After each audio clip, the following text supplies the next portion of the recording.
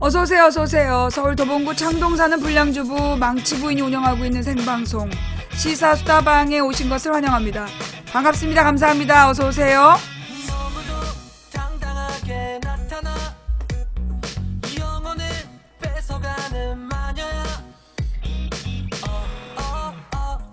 아, 머리를 어떻게 잘라요? 이발했지. 아, 머리를 자르면 그게 교수형이지. 교수형도 아니고 뭐야, 단두대 갔다 왔어? 이발하셨네요. 그럼 되는 거죠? 어서오세요, 어서오세요. 망치부인입니다. 사실 우린 옛날부터 너무나 쉽게 머리를 잘랐다 이런 얘기를 많이 하잖아요. 무서운 얘기예요. 머리를 깎았다. 예. 머리를 깎았다. 그 얘기는 이제 됐는데 머리를 잘랐다 이건 아니에요. 어서오세요, 망치부인님. 네. 미용실 다녀오셨네요. 뭐 이런 말도 되고요. 예. 커트 새로 하셨네요. 뭐 이런 얘기도 좋죠. 예. 머리 깎으셨네요.까지도 괜찮은데 머리를 자르셨네요. 아니 그럼 뭐 난 좀비냐? 어서오세요, 어서오세요. 망치부인이에요. 네. 자, 반갑습니다. 반갑습니다. 감사합니다. 망치부인이에요. 예. 형님 이발하셨네요. 내가 왜 네 형님이야?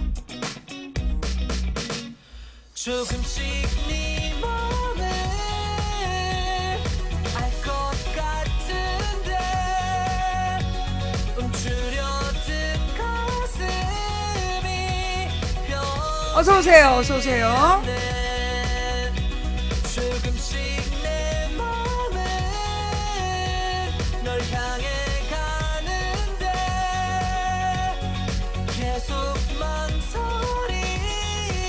벌초 하셨네요. 내가 산소로 보여? 무덤으로 보여? 넌 블랙이야.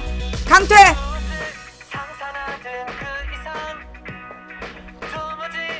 어서오세요, 어서오세요.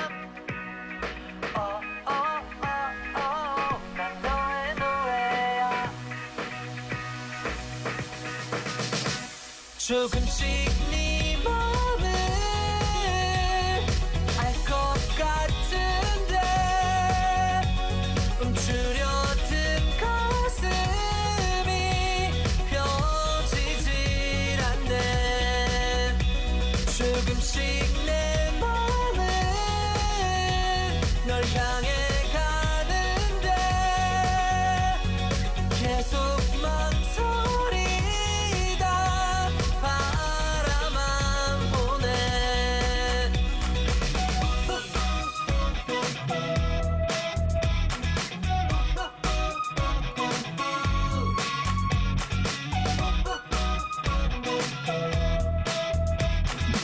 산소 같은 여자. 야! 이리 와. 넌 죽었어. 뭐? 산소 같은 여자? 일로 와. 일로 와! 너도 블랙이야!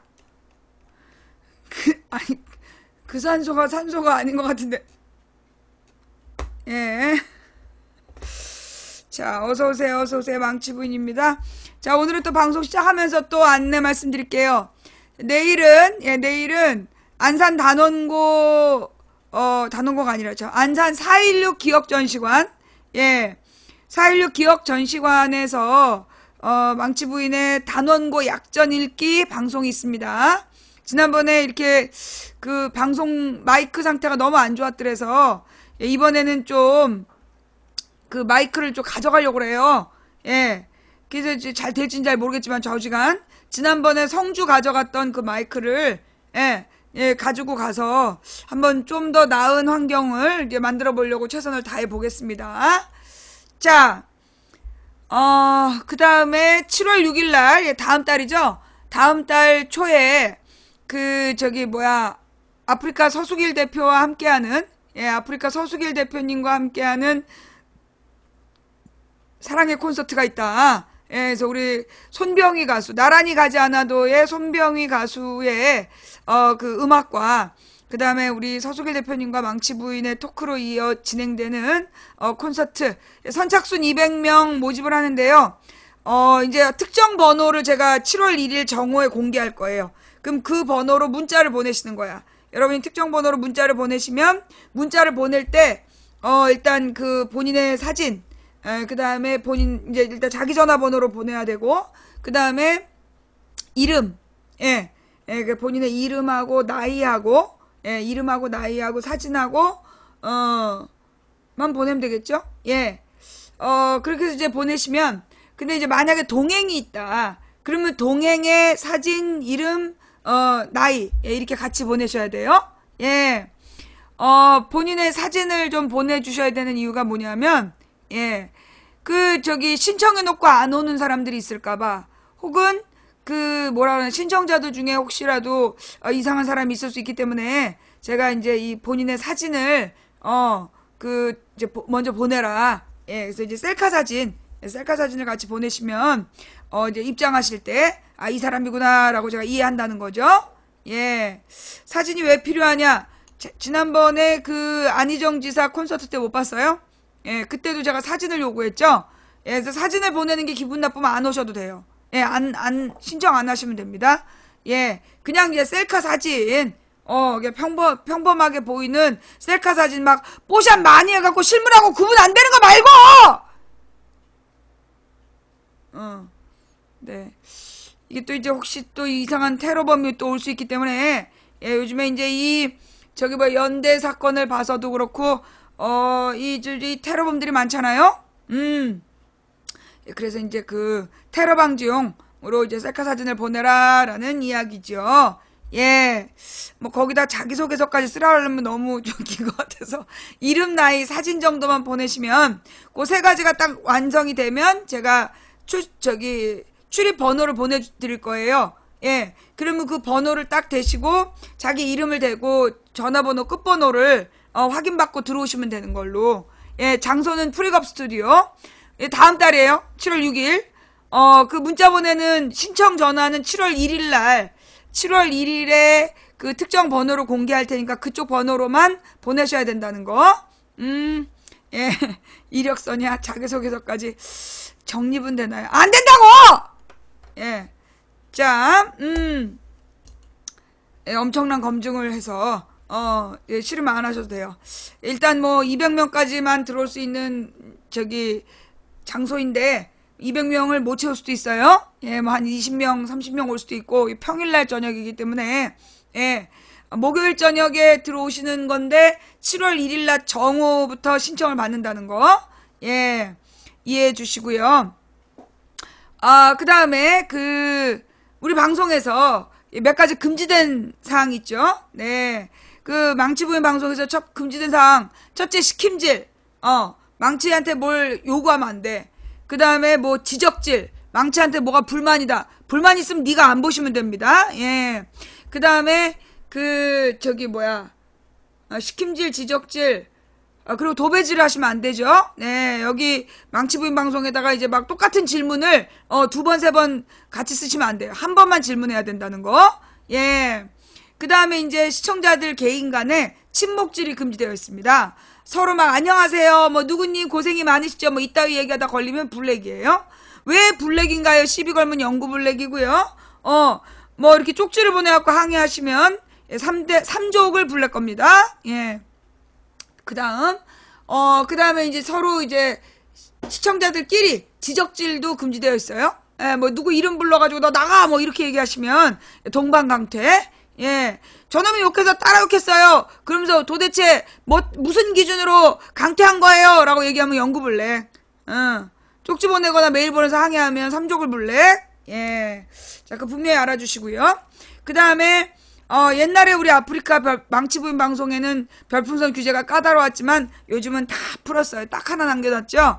한 번에 10,000개를 쏘면 블랙이야. 그 10,000개 이전에까지는 9,999개까지는 못 본 척 리액션이에요. 따라서 시청자 여러분들도 반응하시면 안 돼요.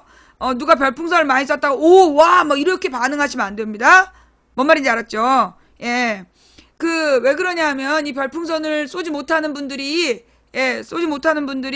별풍선을 반응하는 걸 보면서 괜히 이렇게 또 자괴감을 느낄 수도 있고, 예, 그 다음에 혹은 뭐 어린 친구들이 괜히 관심 받고 싶어갖고 엄마 폰 훔쳐갖고 무리하게 별풍선 쏘다가 사고가 날 수 있기 때문에 절대 이 별풍선을 쏘는 거에 대해서 반응하지 마시라는 거.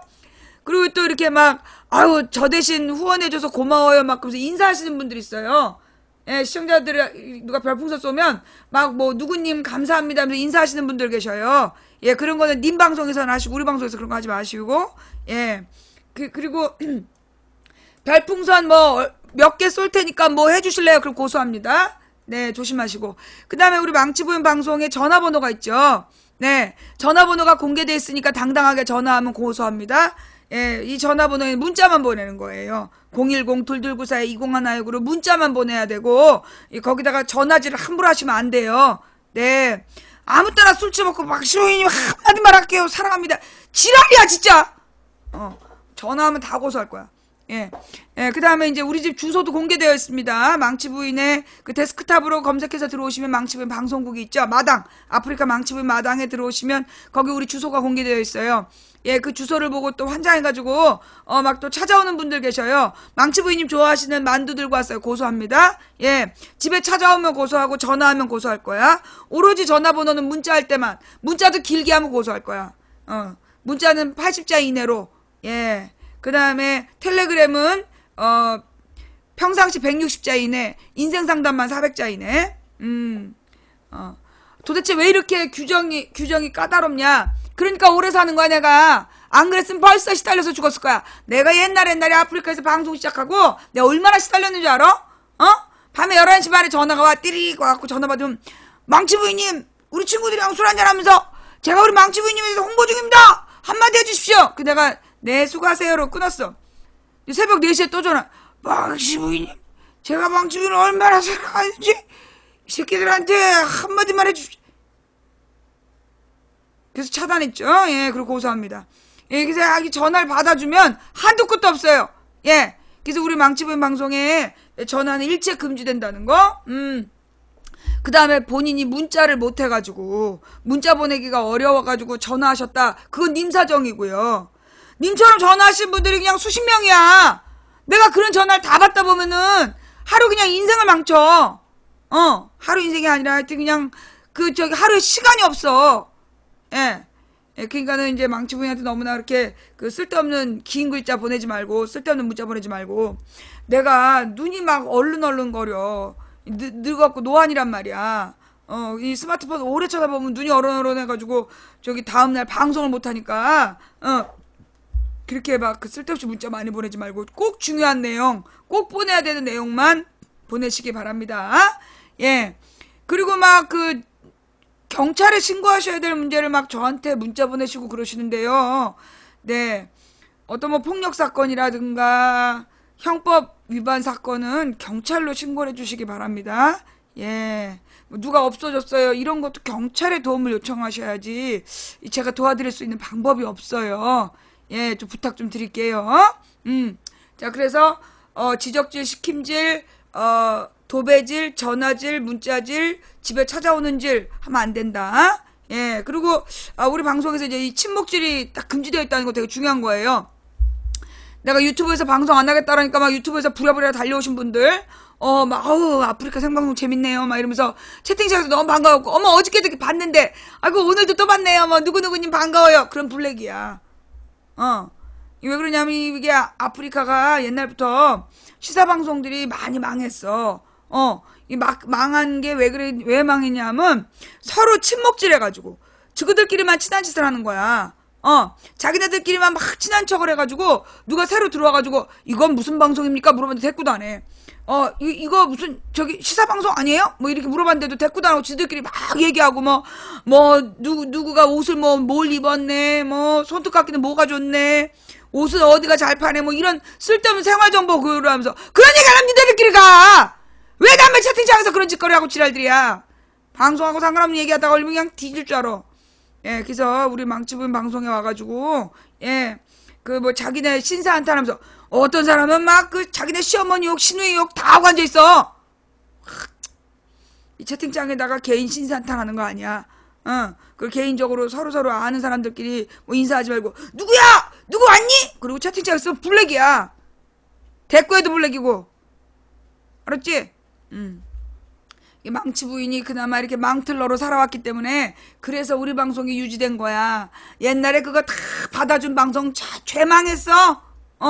그리고 말이야, 뭐 무슨 열혈팬이라는 둥, 뭐 후원 많이 했답시고, 막 껍죽대고, 막 여기 저기 막 채팅 많이 하고 그런 짓 하지 말라고.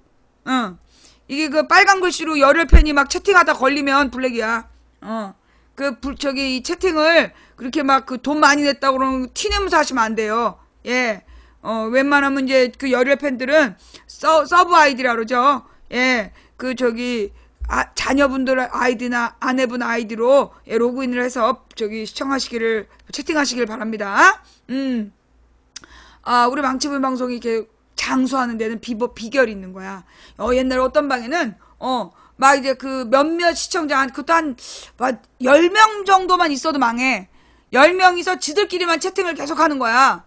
그리고 다른 사람이 와서 말을 시켜도 질문에 대답도 안 하고 인사도 안 하고 자기네들끼리만 막 친한 척하고 막 자기 개인 인사도 물어봐. 어머 그 집 셋째 뭐 어떻게 됐어요? 그 일은 잘 해결됐어요? 뭔지도 모르는데. 이런 식으로 채팅해가지고 어느 방 잡아먹은 그런 시청자들도 있어. 한 10명이면 그런 방은 잡아먹어. 예, 그래서 이제 절대 이 침묵질을 금지되어 있고, 그 다음에 또 이런 사람이 있어. 지금 어디 계세요? 저 여긴데, 우리, 번개 한번 합시다! 이런 새끼들이 간첩이야! 아무 때나 오프 모임 하자고 그런 인간들이 간첩이라는 거. 절대 망치부인방 시청자들끼리 그 오프라인 상에서 만나면 안 돼. 아우, 막 망치부인님 너무 아름다워요. 뭐, 똘똘해요. 제가 아는 가장 훌륭한 인간이세요. 그래 놓고 지들끼리 만나가지고 이제 2차, 3차 가면서 망치가 다 좋은데 이게 문제야. 이래가지고 이제 다음날 망치를 반대한다. 탈망치방을 만들자. 이러고 앉아있는 거 아니야. 내가 다 겪어봐서 알아. 그래서 우리 방송에서는 지들끼리 오프 모임하다 걸리면 뒤져. 뭔 말인지 알았지? 절대 안 돼. 그 다음 이 또 망치부인 방송 시청자들끼리 돈 거래하지 마. 돈 빌려주고 막 받고 이런 짓 하지 마시고. 그 다음에 이 망치부인방 시청자들끼리 단둘이 만나는 짓도 하지 마. 오프 모이면 안 되지만 단둘이 선남선녀의 데이트는 야! 그러다가 사고 나는 거야. 이 절대 온라인에서 만난 저기 뭐 사이버상에서 만난 사람이랑 단둘이 만나는 거 아니야. 예. 그리고 이렇게 막 저기 사진 주고받지 말고. 내가 사진 달라고 그러니까 어떤 용도로 쓸 거냐고. 옷 다 입고 얼굴만 보내. 이상한 사진 보낸 인간들 고소할 거야. 예. 자, 그래서 이제 요즘에 그 해외에서 그런 범죄가 되게 많대잖아. 성인들이 어린 학생들한테 사진 보내라고. 예, 그래서 점점 하나씩 더 베껴갖고 사진 보내서 그걸로 지네들끼리 무슨 외국판 소란에서 팔아먹고 지랄하잖아. 예, 그래서 이제 그렇게 네. 그리고 이제 한 가지 참고할 거 있는데 막 너무 잘생긴 사진, 너무 이쁜 사진을 보내면 안 돼. 지난번에 안희정 그 지사 때 누가 너무 예쁜 사진을 보낸 거야. 이 새끼 이거 가짜구나 그러고 안 보내줬거든. 근데 알고 보니까 유명한 무용하는 분이더라고. 그래서 자기가 너무나 이쁘게 나온 거, 너무 잘생기게 나온 건 보내지 마. 사실 그게 너무 현실성이 없잖아. 본인이 보기에 자기가 너무 비현실적으로 잘생겼다, 너무 이쁘다 싶으면, 살짝 가리고 보내. 뭐 안경을 쓴다든가 뭐 이렇게. 너무 이쁘고 잘생긴 사진 보내면 일단 내가 못 믿어. 나는 사실 너무 잘생긴 사람들에 대해서는 어떤 경계심이 있어. 저렇게 잘생긴 게 나한테 와서 팬입니다 이럴 때는 뭔가 노리는 게 있다. 이런 마음. 그리고 옛날부터 나한테 뭐 이쁘대. 우리 방송에서 말해 요즘에 뭐 옷이 이뻐요 뭐 이런 얘기하는 사람들 있어요. 예, 블랙이에요. 예. 왜냐? 옛날부터 나한테 이쁘다 그러는 인간들 치고 정상이 없었어. 꼭 나중에 돈 빌려달라 그러더라고. 나한테 이쁘다 이런 얘기 하시면 난 일단 경계하니까. 예, 그런 짓 하지 마시고. 예. 그리고 특히 막 이제 망치부인 채팅하고 있는데 막 망치부인을 추앙하는 채팅글을 쓰는 사람들이 있어. 예, 눈앞에서 칭찬하는 인간들은 반드시 안 보일 때 뒤통을 까. 내 삶의 오랜 경험이지. 그래서 내 앞에서 막 나를 이렇게 치켜 세우면 일단 내가 의심 목록에 딱 적어놔. 요 새끼 수상. 이렇게 딱. 알았지? 그러니까 뭐 너무 이쁘다는 둥 뭐 막 칭찬하고 이러면서 괜히 내 눈에 띄려고 그러지 마. 그럼 요 새끼 이상 요렇게 딱 적힌단 말이야. 네. 우리 신랑이 이쁘다 그러는 건 주문을 외우는 거고, 우리 신랑이 지금 한 30년째 외우고 있잖아. 착하다, 이쁘다. 그래서 우리 딸한테 자꾸 그렇게 얘기하면 착하고 이뻐진다고. 그러니까 우리 딸이 초등학교 때, 아빠, 그건 주문 아니야? 어느 날 이제 둘이 대화를 하는 거야. 내가 잠결에 들으니까, 아빠 왜 자꾸 엄마한테 착하고 이쁘다고 그래? 그러니까, 자꾸 그렇게 얘기하다 보면 착하고 이뻐져. 그러니까, 걔가, 그건 주문 아니야? 주문이라고 볼 수도 있지만, 일종의 기도라고도 할 수 있지. 내가 자는 줄 알고 둘이서. 내가 네. 어저께 이제 내가 순댓국을 다 먹었잖아. 순댓국을 먹은 다음에 저녁 때 와가지고 이제 자기가 데워 먹으려고 했나 봐. 순댓국을 찾는 거야. 그랬더니 없으니까 당신 순댓국을 다 먹었어 이러는 거야. 그래서 내가 고민에 빠졌지. 나는 순댓국을 다 먹었는가? 남겼거든. 다 먹지 않았어. 근데 고기는 먹었는데 국물은 분명히 내가 1인분밖에 안 먹었단 말이지. 근데 이건 순댓국이 남아있어야 되잖아. 근데 냉장고에 남아있지 않단 말이지. 그럼 여기에 대해서 내가 뭐라고 대답을 해야 될 것이냐. 다 먹었다는 건 진실이 아니고 그렇다고 해서 남겨놓질 않았기 때문에 이걸 어떻게 답변해야 될까 막 고민하다가 모른다 그랬지. 우리 신랑이 먹었으면 먹은 거고 안 먹었으면 안 먹은 거지. 모르는 게 뭐냐. 아니, 난 답을 할 수가 없다. 지금 냉장고에 남아있진 않지만 내가 다 먹은 건 아니다. 나는 조금밖에 안 먹었다. 예.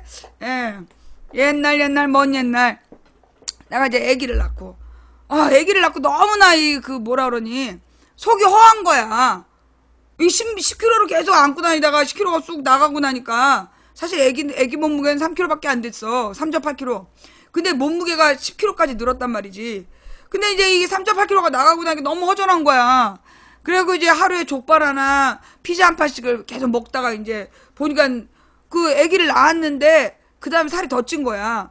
그러니까 이제 우리 신랑이 또 한 번만 족발을 먹으면 가만 안 두겠다. 그래서 알았다, 족발 안 먹겠다. 그 약속을 했어. 그 신랑은 출근을 했지. 그리고 이제 잠시 후 내가 딱 족발집 10시 그 전화를 받거든. 10시 기다렸다 딱 10시 되자마자 전화를 했어. 족발을 딱 시켰단 말이야. 그래고 이제 족발을 다 먹고 있는데 신랑이 들어왔어. 그때 내가 어떻게 했을까? 난 한쪽에 이제 그 발가락을 막 먹고 있었단 말이야. 입에도 다 묻어 있었고 두 손에도 묻어 있었지. 근데 신랑이 딱 들어온 거야. 눈이 마주쳤어. 그때 어떻게 던지면 안 먹었어. 그러니까 우리 신랑이 그래 안 먹었어. 그리고 도장을 가지고 나갔다는 슬픈 전설이 있죠. 그래서 그 다음에 족발 안 먹었어. 한동안 기분 나빠갖고 족발 끊었던 사건. 네. 그래서 이제 우리 신랑이 그리고 이제 요즘에 우리 가문에서 그 이제 청문회를 막 보면서 이제 맨날 우리 집에서는 나중에 우리 김서방이 장관을 해야 된다. 그런 얘기를 했었어. 우리는 이제 국회의원 말고 이제 장관, 행정자치부 장관을 해야 된다 하면서 막 식구들이 이제 추앙을 한단 말이야. 근데 요즘에 청문회를 한참 보더니 식구들이 모여서 야, 너는 장관 안 되겠다. 그래서 왜? 그랬더니 이게 지금 부인의 카드 내역인데 이게 전부 다 식당에서 나온 거 맞습니까? 이렇게 많이 먹었다는 게 말이 됩니까? 진짜 먹었다 그러게 얼마나 민망하냐.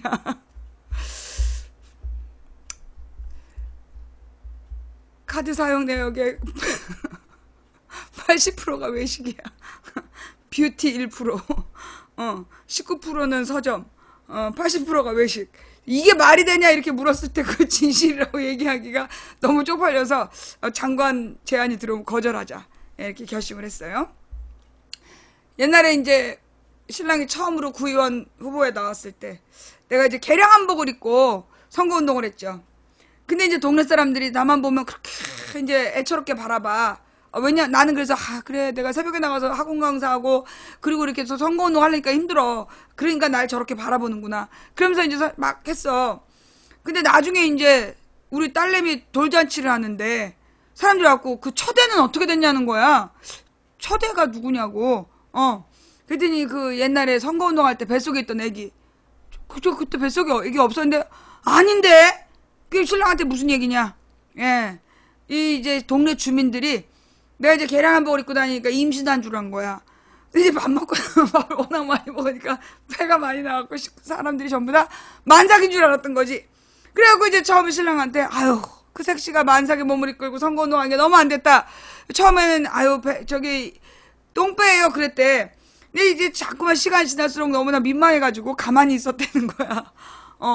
나중에 우리가 이제 장관 후보로 혹시 나가게 되면 그 당시에 선거운동 과정에서 진실을 밝히지 않은 그 얘기도 또 거론될 것 같고, 아무래도 우리가 장관은 좀 어렵겠다.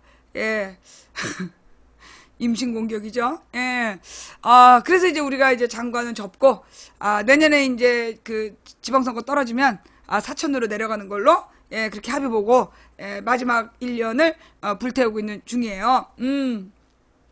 선거법 위반은 아니야. 우린 거짓말 하지 않았어. 예. 남들이 오해한 거지. 근데 이게 선거 때마다 우리는 오해를 했어. 내가 그때 이제 우리 신랑 3선 때였는데, 그때가 그 박근혜 칼침 사건으로 선거할 때라서 아주 그냥 흉흉했어, 민심이. 근데 이제 그때 내가 막 살이 확 빠져가지고, 살이 한 10kg 정도 그 건강이 안 좋아져서 그때 막 뺐을 때였어요. 임신해갖고 막 뚱땡하고 막, 복도를 가득 메우고 걸어다니다가 내가 이제 너무나 이제 막 관절도 상하고 이래가지고 그 한의원에 들어가서 10kg를 빼고 나왔어. 그러자 이제 막 사람들이 그 성형했냐 이런 얘기까지 막 나오고 있을 때 내가 선거운동을 하고 있는데 동네 사람들이 그런 거야. 내가 김용석 마누라를 10년을 봤어. 어따 대고 네가 마누라래.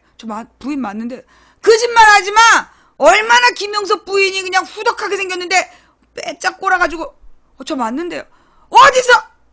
어휴, 그래가지고 그냥 길거리에서 쌍욕을 그냥 먹으면서 내가 개고생했잖아.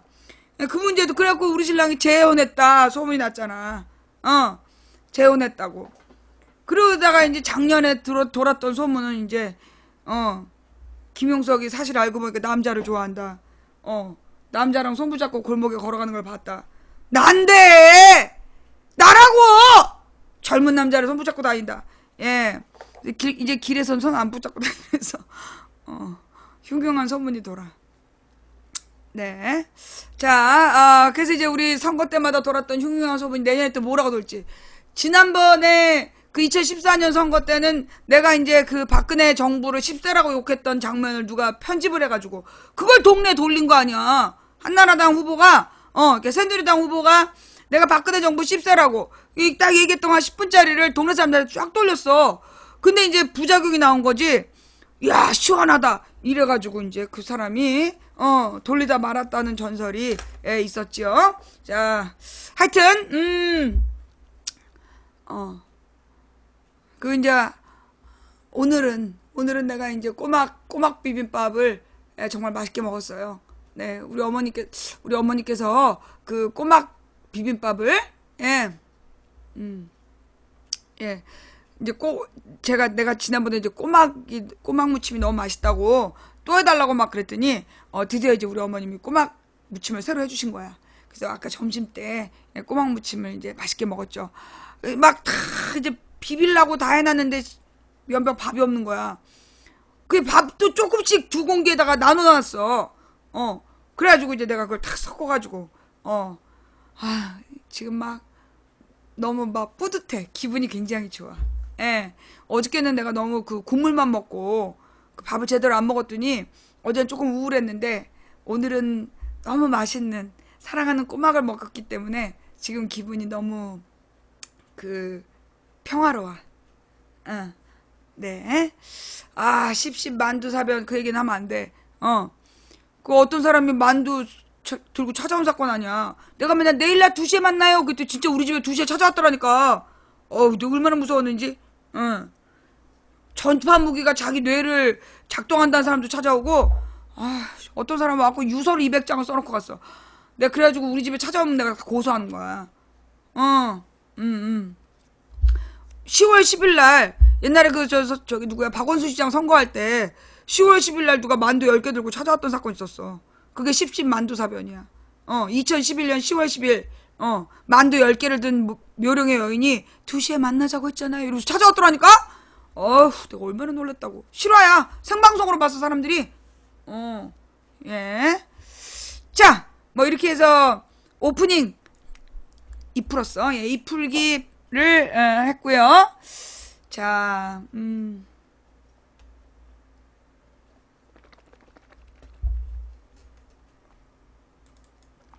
노래 한 곡 듣고. 그 얘기 안 했나? 우리 집에 찾아왔던 거? 의외로 겁이 많은 듯 민키 힘에 너 잘 들어. 이거 중요한 얘기야. 내가 웃으면서 얘기를 해서 그렇지. 내가 2012년에 잡혀가기 직전에 무슨 일이 있었냐면, 내가 요 바로 앞에 나가면서 거실에 불을 켜놓고 나갔어. 근데 들어오니까 거실에 불이 꺼져 있는 거야. 30분 만에 들어왔는데. 내가 끄고 나갔나? 내가 그럴 리가 없는데? 그러고 나서는 이제 잊어버렸어. 근데 이제 또 우리 이제 그 친구가 어린 딸을 나한테 맡긴다고 그래가지고, 애가 데리고 들어올 때 어두우면 무섭겠다. 그리고 분명히 불을 켜놓고, 그걸 메모장에다 써놓고, 그 다음에 명함을 현관문에다 꽂아놓고 나갔어. 그랬는데, 문을 불 켜놓고 나갔다니까? 근데 딱 들어오니까 불이 꺼져 있는 거야. 명함은 신발장 위에 올려져 있고. 그래서 내가 냅다 뛰어나가가지고, 우리 집은 사람이 들어올 때 나올 때 센서에 의해서 녹화가 되는 거거든. 그래갖고 그 경비실을 뛰어들어가가지고 그 시간대, 내가 집을 비웠던 그 시간대 그 앞뒤로 이렇게 봤어. 후루룩 지나갔는데 내가 나가고 누가 들어가. 그 다음에 기타를 맨 사람이 움직였어. 나갔든가 들어갔든가. 그래가지고 기타 맨 사람, 그 다음에 빨간 코트. 그래갖고 내가 그 바바리 입은 사람이 틀림없이 들어오는 걸 봤단 말이야. 그래가지고 이제 이 사람이다 싶어가지고 내가 다시 그 화면으로 돌아가려는데 이게 계속 말을 안 듣는 거야. 마우스가 말을 안 듣고 앞뒤로 막 움직여. 그래가지고 내가 천천히 1분씩 커트해가지고 보면서 내가 나가. 근데 드디어 여기다 했는데 딱 컴퓨터가 다운이 되는 거야. 30분 만에 복원이 됐는데 내가 나가고 그 기타로 바로 넘어간 거야. 중간에 바바리가 사라졌어. 그러니까 그 세월호에서 똑같은 일이 벌어진 거야. 세월호 선장이 해경래 집에 머물렀다. 그런데 해경래 집에 머물렀던 선장이 움직였던 그 2시간 동안 이 CCTV가 지워져 있었대잖아. 우리 집이랑 똑같은 구조인 거야. 센서에 의해서 녹화됐는데 거기가 2개가 지워져 있다. 그게 센서에 의해서 녹화되는 게 대부분 원격으로 녹화가 돼. 원격으로 녹화된다는 건 원격으로 들어올 수 있다는 얘기지.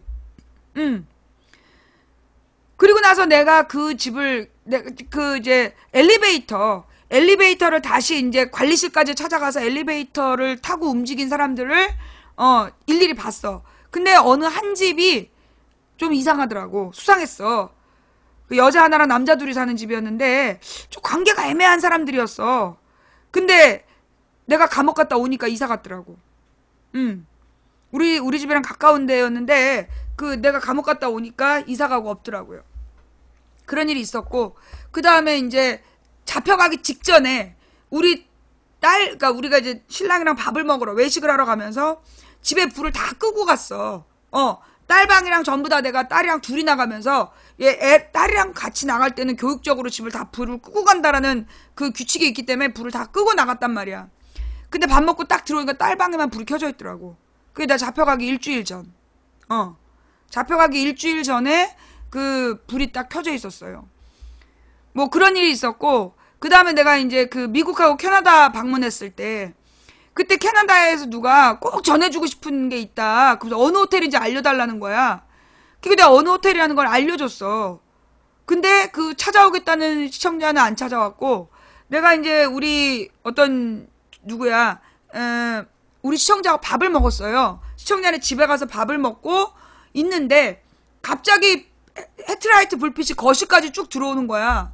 근데 이제 이 건물이 여기가 방이었고 보통 미국 집은 어떻게 되냐, 여기가 건물이면 자동차가 이렇게 옆으로 들어가 쓰게 되어 있어. 그래서 한 대, 2대 이렇게 쓰게 되어 있단 말이야, 서양 집들이. 그리고 이제 우리 식탁은 여기 있었단 말이야. 그런데 헤드라이트가 이렇게 들어왔다는 얘기는 이렇게 들어왔다는 얘기야. 차가 이렇게 들어와가지고 여기 있는 이 창문 안쪽으로 헤드라이트를 쐈다는 얘기야. 이게 쏠 일이 없는 거잖아. 그래서 우리가 뛰어나갔더니 남자가 어떤 남자 양복을 입었고, 나이는 뭐 40대 중후반쯤 된 것 같고, 깜정색 안경을 쓴 남자가 차를 쫙 빼갖고 가더라고. 그러고 나서 좀 수상하다 싶어가지고 15분 뒤에 내가 그 집을 나와서 호텔에 돌아온 거야. 호텔에 딱 돌아왔는데 호텔방에 이제 이걸 딱 꽂았어요. 꽂고 딱 보니까 뭔가 느낌이 이상해.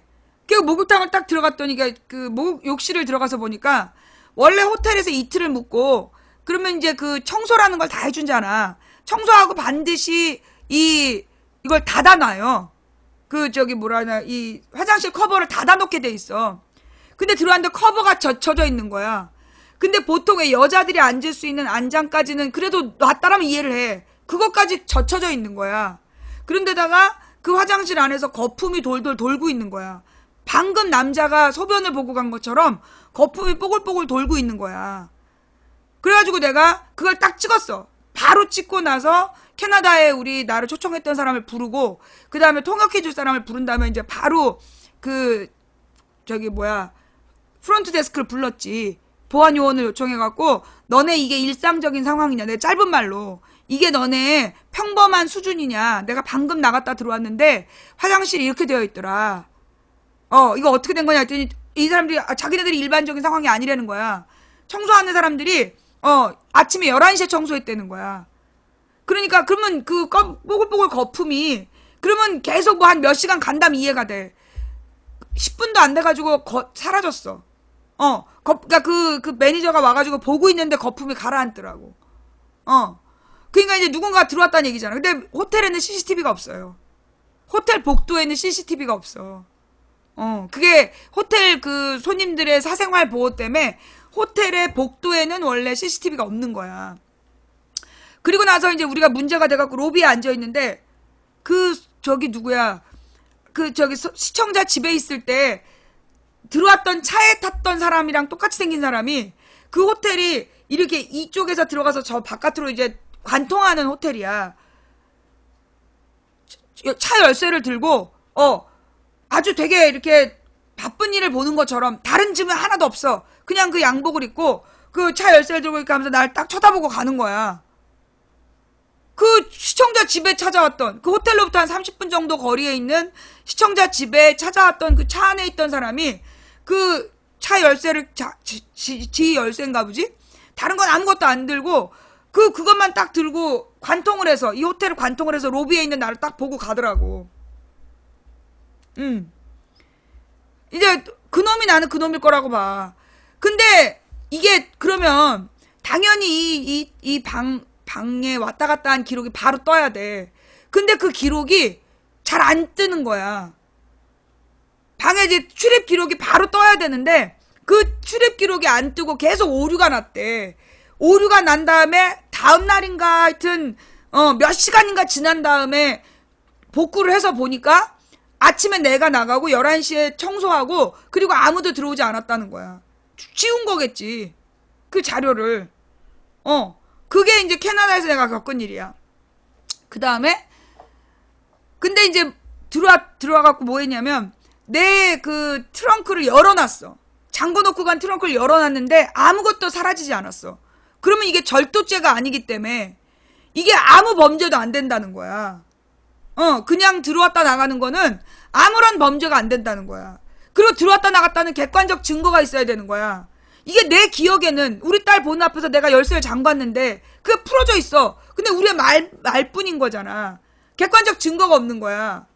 그 다음에 그 호텔에 와서 그 뽀글뽀글 돌아가는 거품만 가지고는 남자가 침입했다는 증거가 안 된다는 거야. 근데 그래도 뭔가 수사를 더 하고 싶으면 한국으로 가지 말고 캐나다에 남으라는 거야. 그래서 그냥 됐다. 그리고 내가 이제 한국으로 왔어. 그리고 그게 15년이었지. 15년 봄인가 내가 메르스 문제로 막 싸우고 있을 때였나? 그러니까는 조카가 군대 가고 얼마 안 됐을 때였는데 우리 동생네 집에 동생이 이제 집에 가면 그 뭐 선풍기가 돌고 있거나 뭐 또는 뭐 저기 공기청정기가 돌고 있거나 그런 적이 있었대. 그래갖고 아유 전기요금 아깝게 안 끄고 나갔구나 그러면서 몇 번을 지냈는데 어느 날 우리 여자 조카애가 집에 들어와가지고 엄마 저게 뭐야? 그러고 묻더라는 거야. 근데 뭔데? 그러고 목욕탕에 들어갔더니 그 칫솔 중에 이렇게 뽁뽁이가 뒤에 달려있는 거 아세요? 압력으로 딱 눌러놓으면 칫솔이 서있는 그런 칫솔이 있었어. 그런 칫솔을 쓰고 있었는데 그 칫솔이 그 세면대 밑에 세면기 밑에 일자로 딱 서 있는 거야. 세면기 밑에 일자로 딱 서가지고 벽을 보고 반드시 서 있는 거야. 떨어져 있는 것도 아니고 그게 뽁뽁이로 딱 서 있더라는 거야. 근데 그 세면기가 되게 넓거든. 그 넓은 세면기 밑으로 누가 뛰어내려 어떻게 그게 뛰어도 거기서 일자로 서 있기는 어려운 거야. 그러니까 그게 이제 그러니까 나를 협박하다 하다 안 되니까 우리 동생네 집을 협박을 한 거지. 그러니까 우리 동생이 그걸 딱 사진을 내가 그런 일 있으면 사진 찍으라 그랬거든. 그리고 딱 사진 찍어가지고 나한테 보내서 그걸 또 내가 트위터에다가 이런 일이 있었다라고 알렸단 말이야. 그러고 난 다음에 동생네 집에는 한동안 안 왔어. 근데 잠깐은 지난 겨울에 우리 조카가 저기 군대에서 나오고 얼마 안 됐을 때인데 우리 동생네 집이 제일 꼭대기층이야. 꼭대기층이고 그 엘리베이터 한 대를 두 집이 쓰는 집이야. 근데 그리고 우리 동생네 집 근처에는 전부 전부 포장이 되어 있어. 흙밭이 없어. 흙밭을 밟을 수가 없어. 서울이 다 그렇잖아요. 그런데 흙 묻은 신발로 우리 동생네 집 앞에 딱 서 있다 간 발자국이 있고, 그 다음에 빵이랑 우유랑 그런 거를 먹고 쓰레기를 버리고 가 있는 거야. 근데 얘네 아파트가 제일 모퉁이고 15층 꼭대기인데 누가 흙 묻은 신발을 신고 와가지고 그 쓰레기를 버리고 가겠어. 그게 이제 작년 겨울에 이제 겁준 거죠.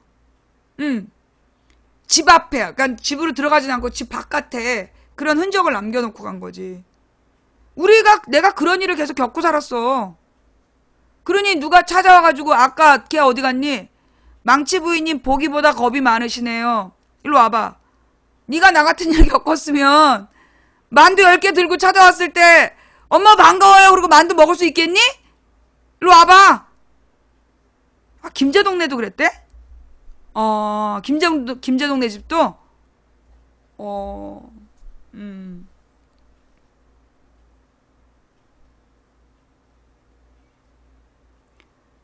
내가 그럴 때마다 그걸 다 이 트위터에다 알려놨어요.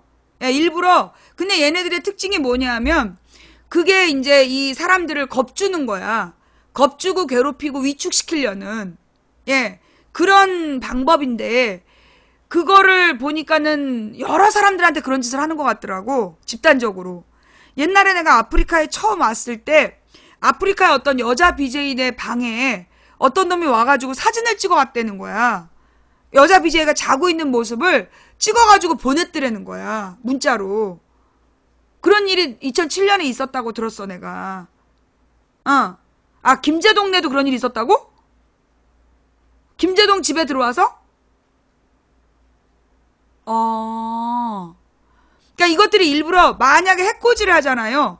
만약에 이렇게 집에 들어와서 나하고 만난다든가 내가 봤다든가 뭘 100원만 들고 나가도 절도죄로 처벌할 수가 있는데 내가 못 보았고 그리고 누가 들어왔다 나갔다는 간만 있지 객관적 증거가 없으면 이게 처벌이 안 되는 거야. 피해를 끼치지 않으면. 그게 우리나라 법이래. 주거침입죄는 나하고 맞닥뜨렸을 때 그때 성립되는 거야. 그리고 뭘 훔쳐갔을 때 절도죄가 성립되고.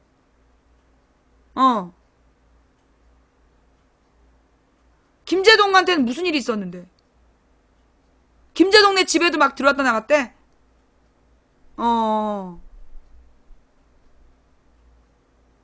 진짜 그런 일이, 그러니까 그런 식으로 그건 스토커 팬이,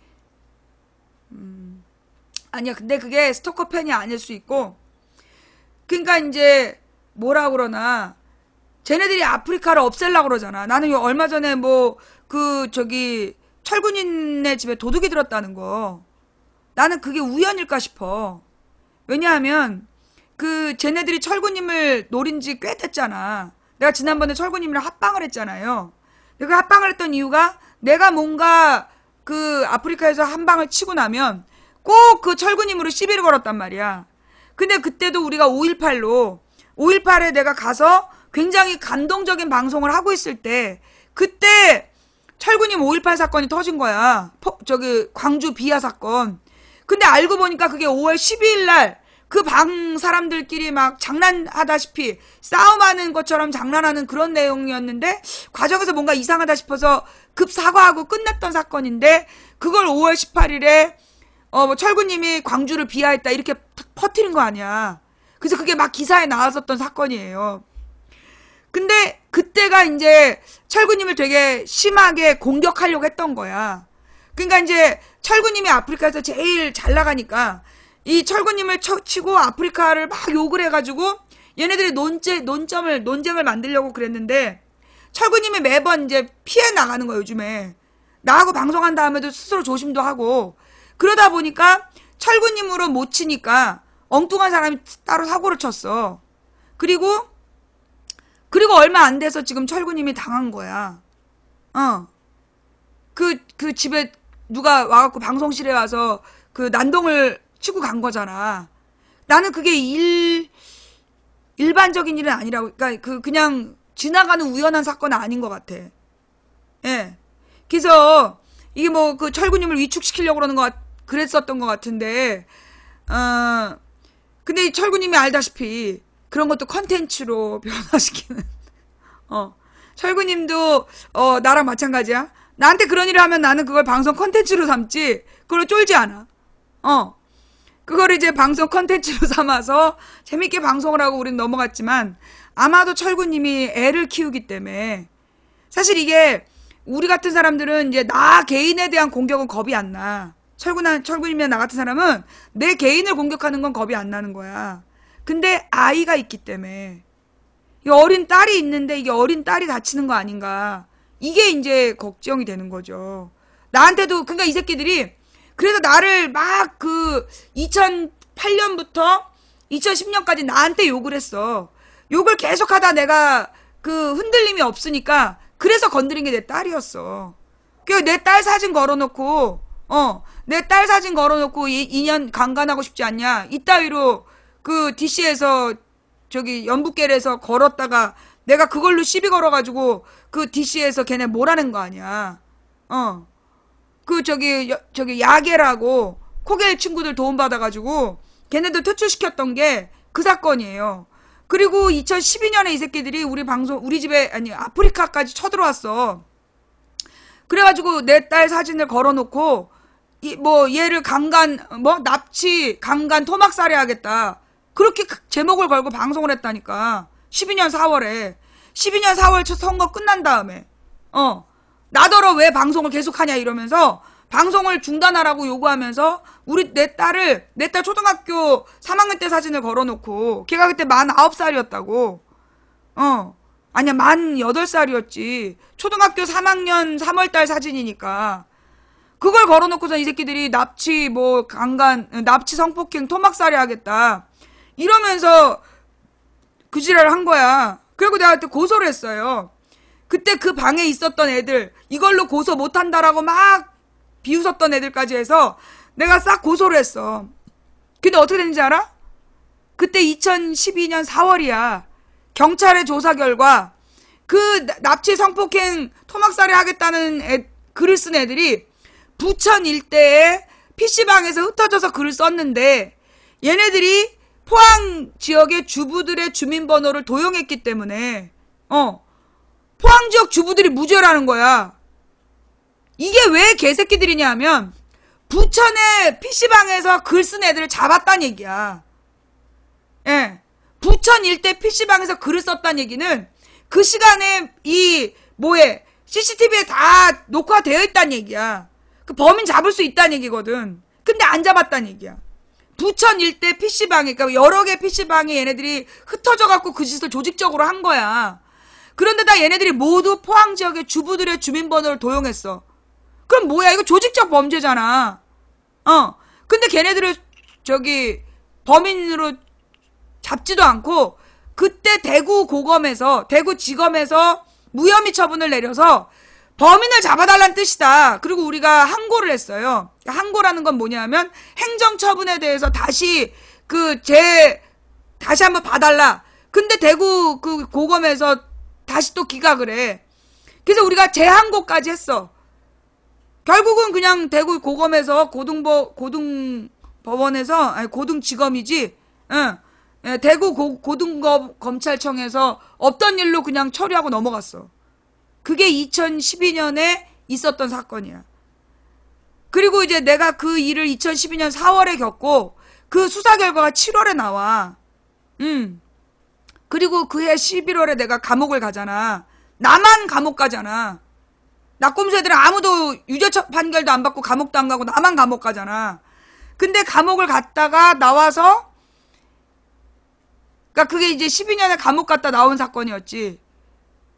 그리고 나서 내가 그 국정원 여직원 사건을 알게 된 거지. 예. 그리고 그해 7월에 그 좌익 교수가 우리 그때 그 2011년 1월에, 그러니까 이제 2010년 10월 달에 연평도 북계 갤러리 사건으로 나랑 그것들이 한판 붙었어. 국정원이랑 대전을 하고, 그때 이제 1월 14일 날 내가 야겔하고 코겔 도움으로 얘네들 무찌른 날이야. 그래서 1월 15일 날은 감히 망치 부인이란 글을 못 올리는데 그 좌익 교수란 새끼가 글을 올린 거야. 좌익 교수란 이름으로 그러니까 이응이응이란 이름으로 글을 올려놓고 좌익 교수로 로그인을 해서 댓글을 달았지. 그러니까 그게 뭐냐면 비로그인으로 글을 쓰면 얘네 IP가 나온대. 근데 로그인을 하면 IP가 안 나오는 거야. 그러니까 검찰이 딱 알더라고. 글 쓴 놈하고 댓글 쓴 놈이 좌익 교수다.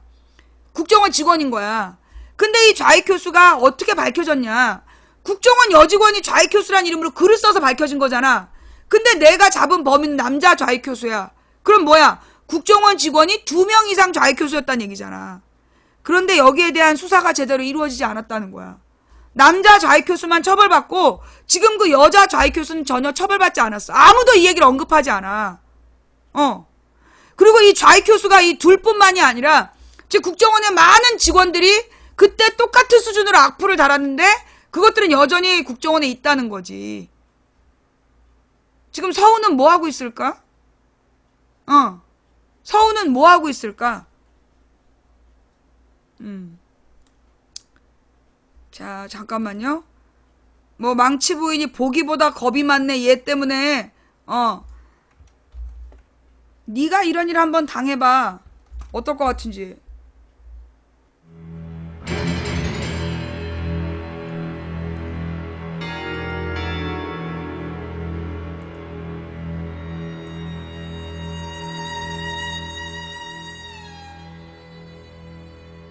최근 검찰 수사 결과 좌익 교수란 섬찟한 닉네임으로 활동할 네티즌이 국정원 요원이었다는 사실이 드러나면서 인터넷 방송 아프리카TV BJ인 망치 부인과 그의 가족에게 남긴 댓글이 주목받고 있다.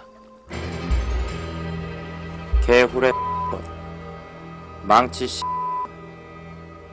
망보 씨는 청량리로 보내 죽이고 싶은 빨갱이 망보 씨 소말리아 해적들에게 보내야 합니다. 저 씨는 대한민국 자체를 증오합니다. 국계 빨갱이 편에서 이야기하죠. 그런데 정작 가서 살으라면 싫답니다. 그래서 씨년이죠. 정신 지랄을 하네. 망치 부인이랑 한번 떠봐라. 씨놈들아. 효도로도 그년 하게 1초면 릴걸.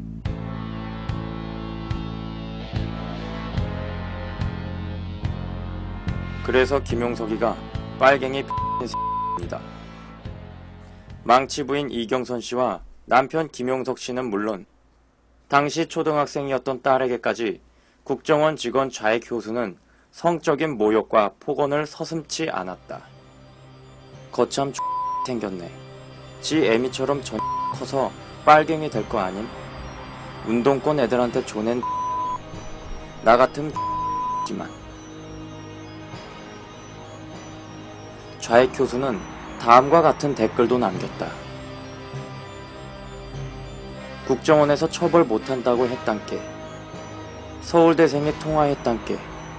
법이 없어서 훈장을 못 주는 게 미안하다고 했단께. 대한민국의 위대한 사령관 박정희 장군, 육군 대장 박정희, 민족의 영원한 영도자 박정희 장군, 만세 만세 박정희 장군. 국정원은 한때 좌익 교수가 국정원 직원이 아니며 계속 좌익 교수가 국정원 직원이라고 발언하면 수사를 의뢰하겠다는 발표를 했고, 검찰의 수사 결과 좌익 교수가 국정원 직원이라는 사실이 밝혀진 후에는 개인이 작성한 것이라고 말을 바꿨다. 이제 국정원 그 여직원 사태에서 발생한 그 여성 인권 침해에 대해서 여직원이 댓글을 달았느냐, 뭐 그것도 하나 어떤 증거가 없다고 나왔지만,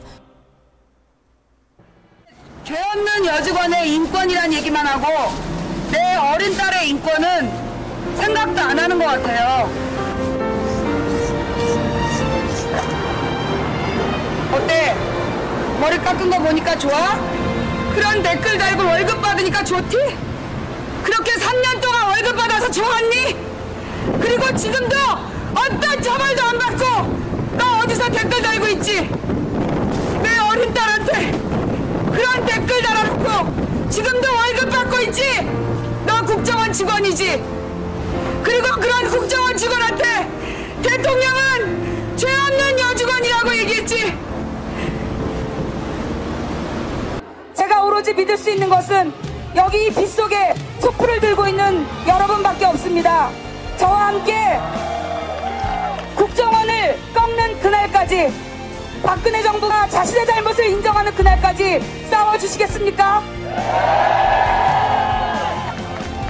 제가 가장 두려운 것은 저의 딸이 이 모든 일을 겪고도 아무도 처벌받는 사람이 없는 것을 기억하게 되는 것, 그것이 가장 두렵습니다. 여러분 도와주십시오. 미안해서. 뭐가 미안해? 엄마가 미안하지. 엄마가 미안하지. 엄마가 영민이 말대로 엄마가 꼭 싸워서 이길게. 저는 국민들을 불안하게 하는 흉악 범죄 중에서도 성폭력, 학교폭력, 가정 파괴 범죄, 불량식품, 이것을 4대 사회 악으로 규정하고 이것부터 확실하게 뿌리 뽑겠습니다. 이런 거 하라고 정부한테 공권력을 주는 것 아니겠습니까? 이거 부여받은 공권력 제대로 행사해서 국민 불안 없애야 되겠죠. 애꿎은 국정원 여직원을 볼모로 정치 공세를 하고 있습니다.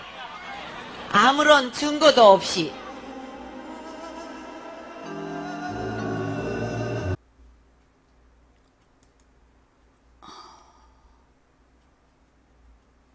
어때?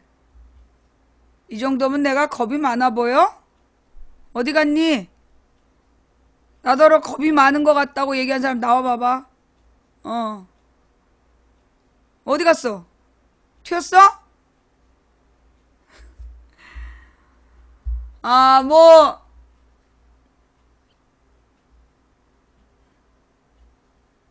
난 세월호 유가족들이, 나는 그 세월호 유가족들을 보면서 그런 생각을 해요. 박근혜를 탄핵시킬 수 있었던 건 그 엄마들의 싸움의 덕분이었다. 그 엄마들이 끝까지 포기하지 않고, 물론 그 엄마 아빠들이, 그 아이들의 부모들이 그 모든 모욕과 그 모든 고난에도 굴하지 않고 끝까지 포기하지 않고 싸웠기 때문에 박근혜가 탄핵당할 수 있었다라고 저는 생각해요. 근데 나는 그걸 이해한다니까? 어떻게 그럴 수 있냐고 내가 해보니까 그래. 이게 내 자식을 지키는 길이, 내가 내 자식을 지키는 길이 여기서 타협하고 도망간다고 내 자식을 지킬 수 없다. 이런 새끼들한테는 맞서 싸우는 방법밖에 없다. 그리고 난 싸웠어. 그래서 그 국정원 직원 좌익 교수를 법정에 세웠던 거거든요. 여전히 지금 다른 좌익 교수들은 국정원에 남아있지만 내가 그렇게 싸워보니까 그 세월호 이 유가족들의 그 싸움의 의미가 그래서 난 더 절절하게 느껴지는 거야. 다른 사람들이 이제 그만 좀 했으면 좋겠다. 네가 세월호 유가족이냐? 나는 내 자식은 살아있어. 근데 그 부모들은 자식을 잃었어. 그리고 지금 저 쓰레기 더미 속에서 그 자식들의 흔적이 돌아오고 있어. 그 부모들의 마음을 우리가 어떻게 감히 추측하겠냐고. 나는 내 자식한테 욕 쓴 것만 갖고도 미쳐버리겠던데. 거대 권력이 내 딸을 그렇게 모욕하고 욕설을 주고받았다는 것만으로도 나는 미칠 것 같아서 4년 5년을 싸운 사람인데, 자식이 죽은 부모들이 뭐가 눈에 보이겠어. 죽고 싶어도 자식에게 미안해서 못 죽는 거야. 어떤 씨발놈들이 무슨 짓을 저질렀는지 밝히고 죽겠다고. 그게 세월호 유가족들의 마음이야. 나는 그래서 내일도 세월호 기억 전시관에 갈 생각이에요. 내가 몹시 절망해서 정말 이 정부에다가 내가 어떤 희망이 있을까. 어차피 내가 얘기해도 안 들을 텐데 내가 뭐하러 이렇게 목이 쉬도록 떠들어야 되나. 이렇게 절망하고 있는데 또 영돈이 어머님이 전화하셨어.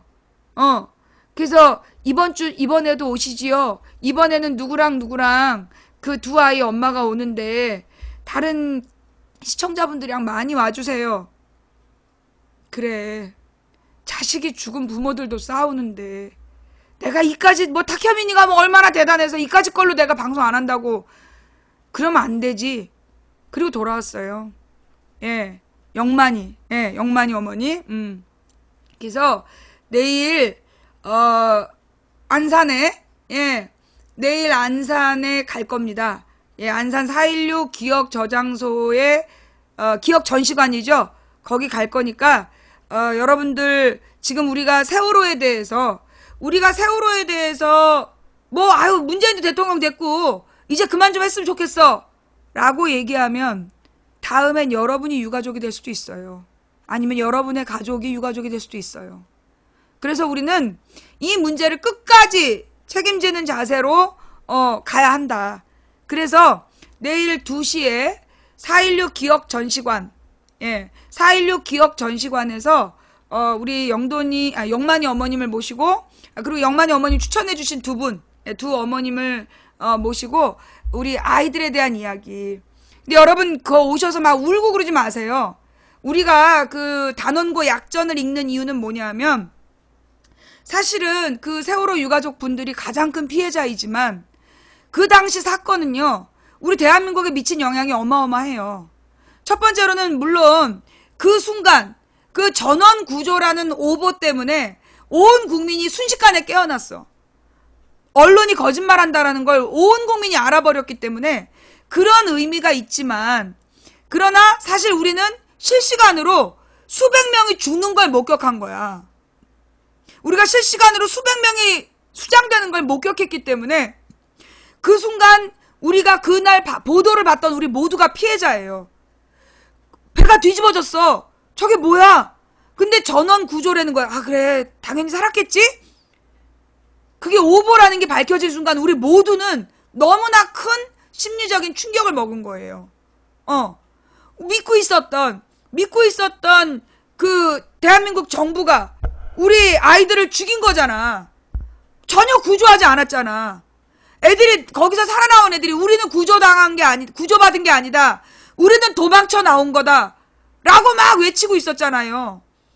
세월호는요, 그래서 우리 모두에게 큰 상처가 됐어요. 근데 우리의 이 상처를 그러면 어떻게 극복할 거냐?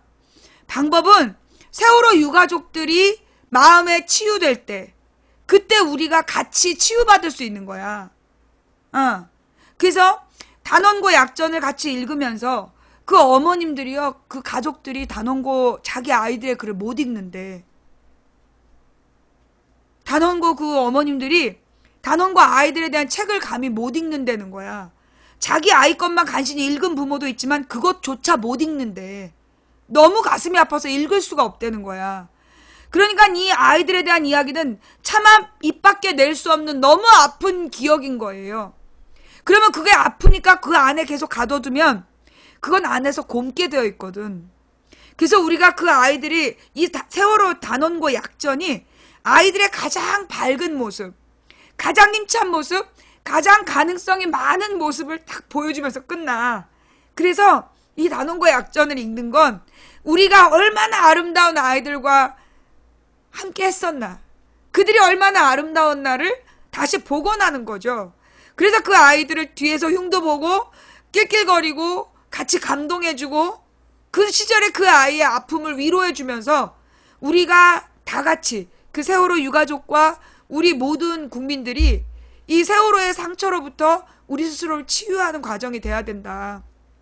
그래서 제가 이 세월호 단원고 약전을 읽는 그 행사를 매달 하려고 그래요. 그래서 가능하면 16일, 만약에 16일이 제가 방송하지 않는 날과 겹친다면 그럴 때는 이제 그 전 금요일 정도로 해서, 금요일이나 화요일 정도로 해서 제가 그 세월호 단원고 약전 읽기 행사를 하려고 그래요.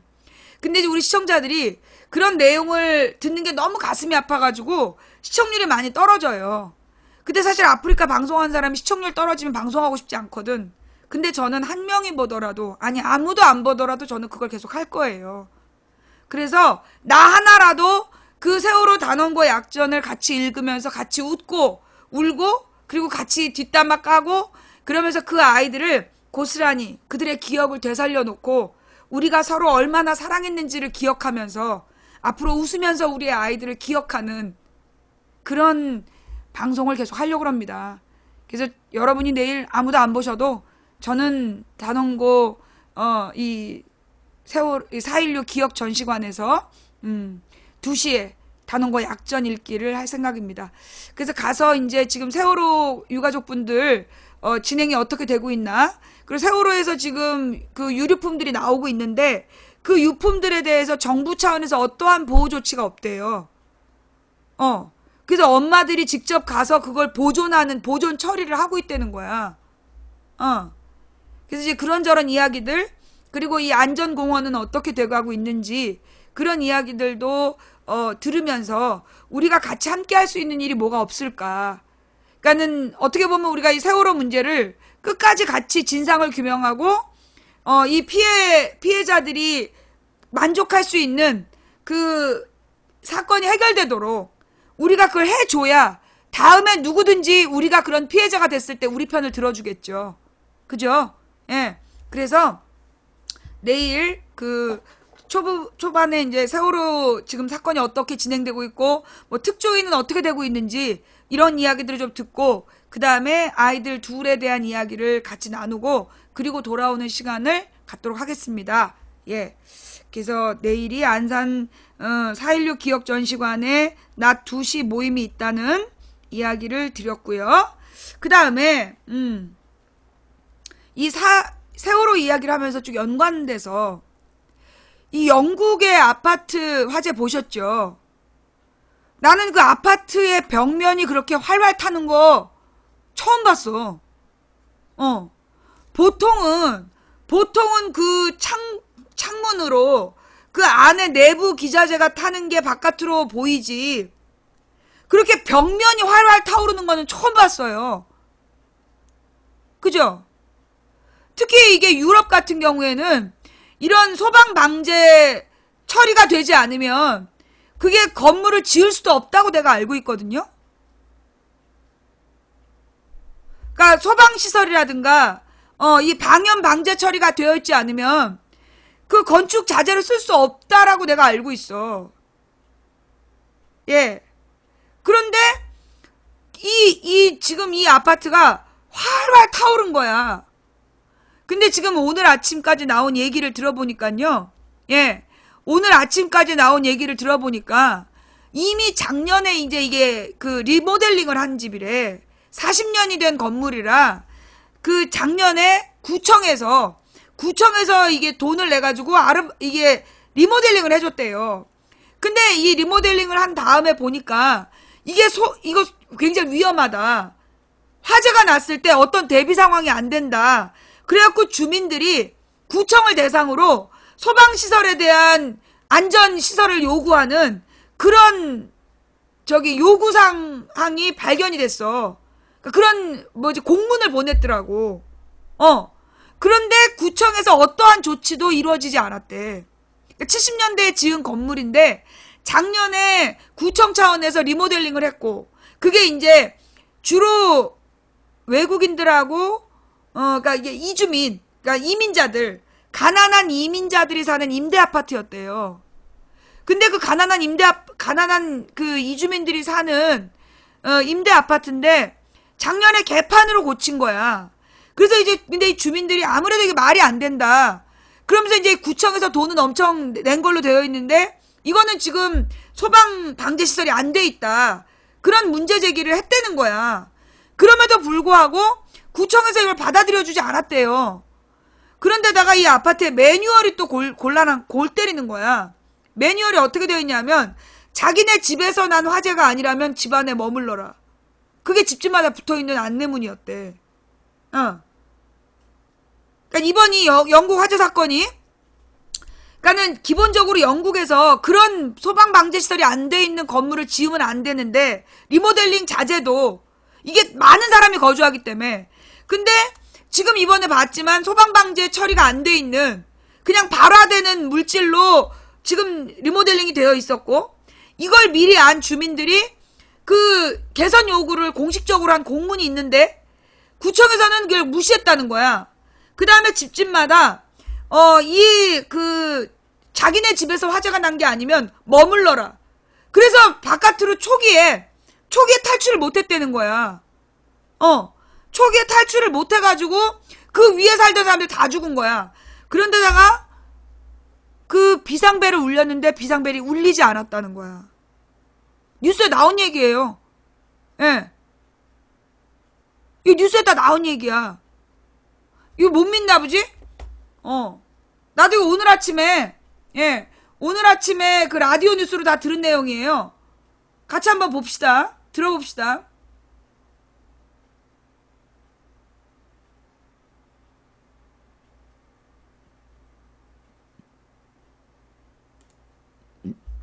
터져볼래? 상큼하게? 미닛메이드 스파클링. 잠깐만요. 이게 광고가 뜬금없이 나오니까. 예.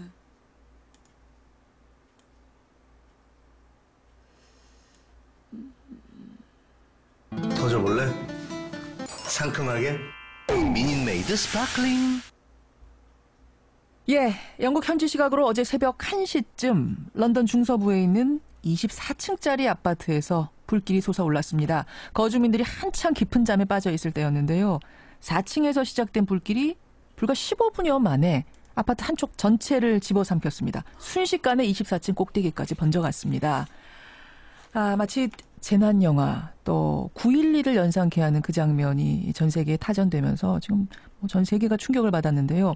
특히 우리나라의 경우에 요즘 지었다 하면 20층, 30층 고층 아파트가 보통이고요. 주상복합도 점점 늘고 있기 때문에 이게 남의 일 같이 보이질 않습니다.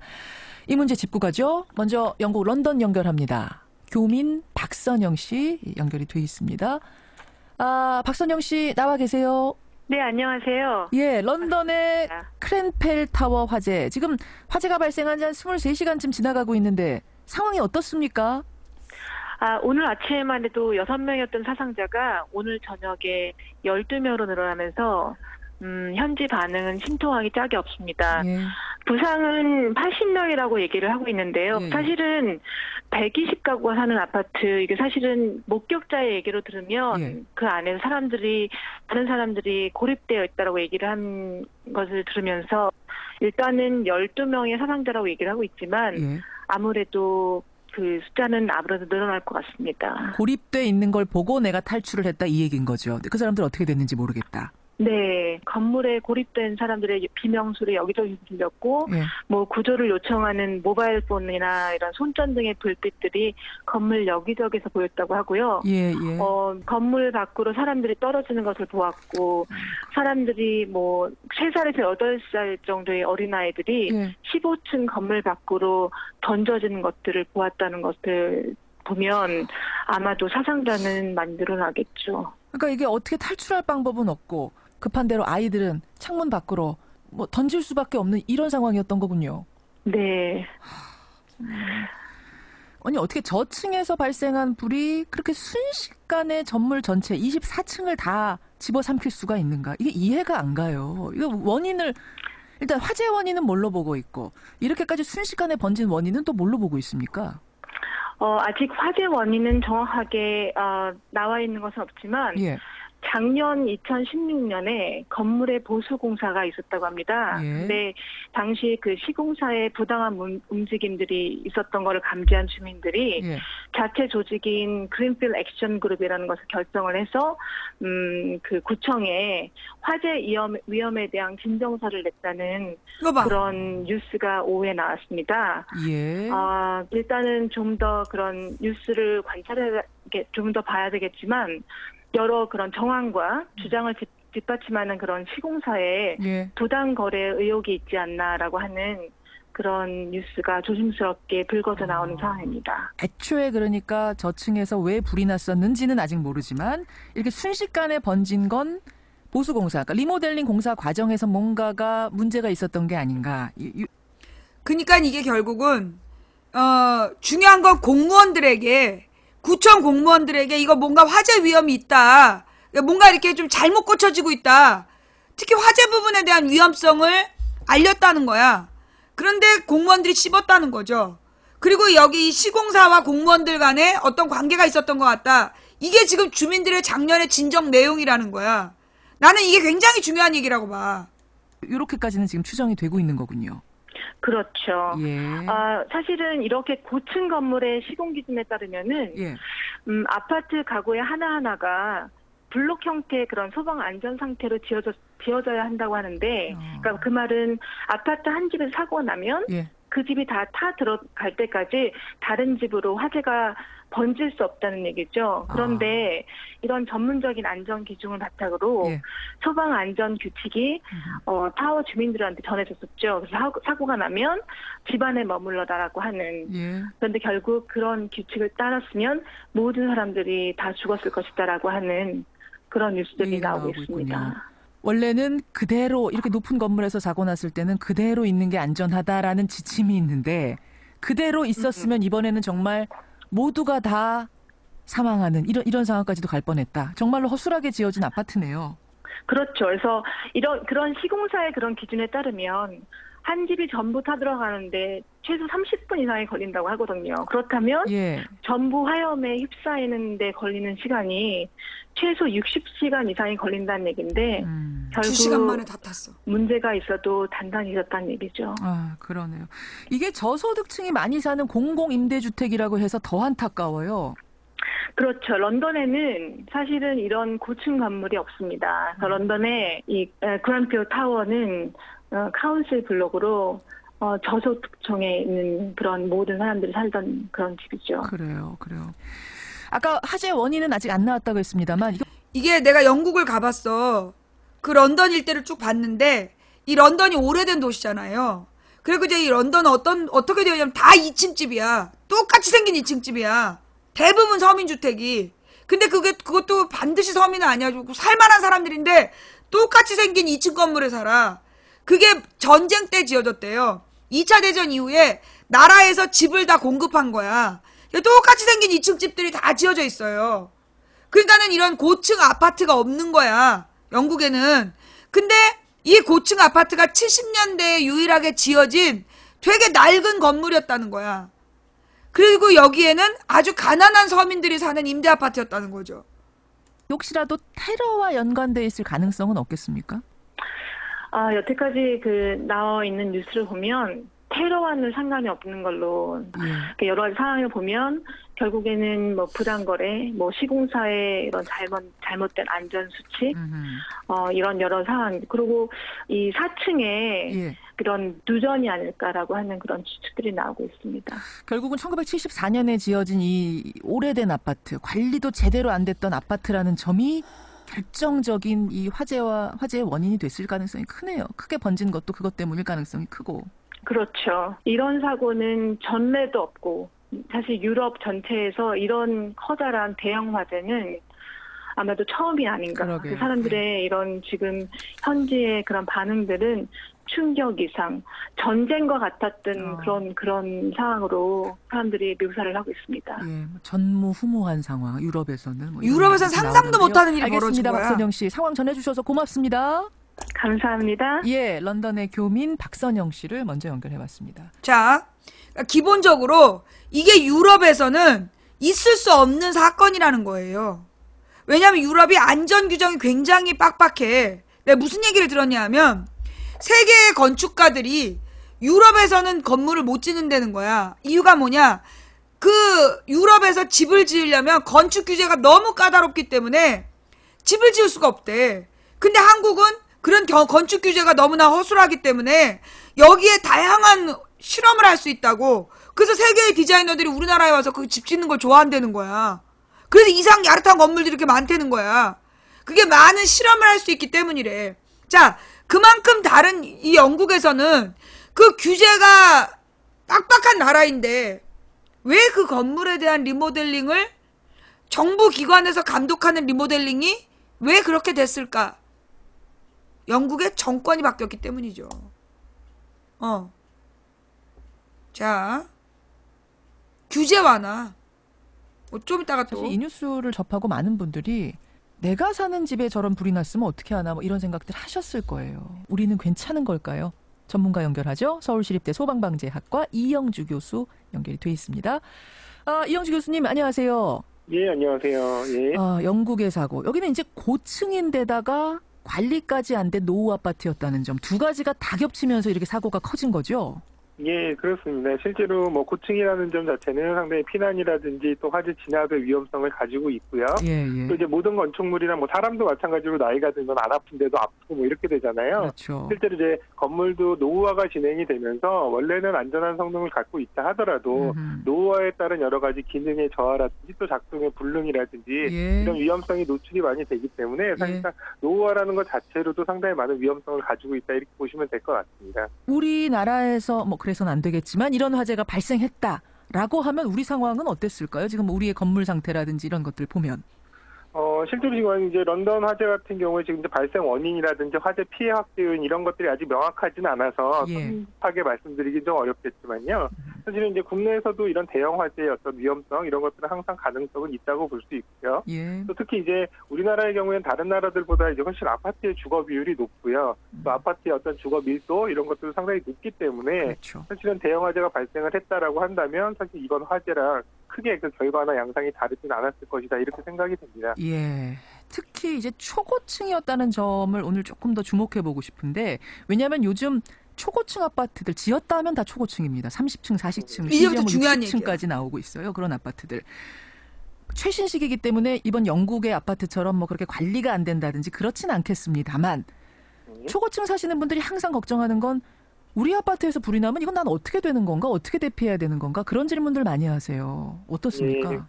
맞습니다. 실제로 이제 초고층 같은 경우는 사실 이제 우리가 대피할 수 있는 경로가 사실 수직으로 연결되어 있는 계단이 주로 주가 될 텐데요.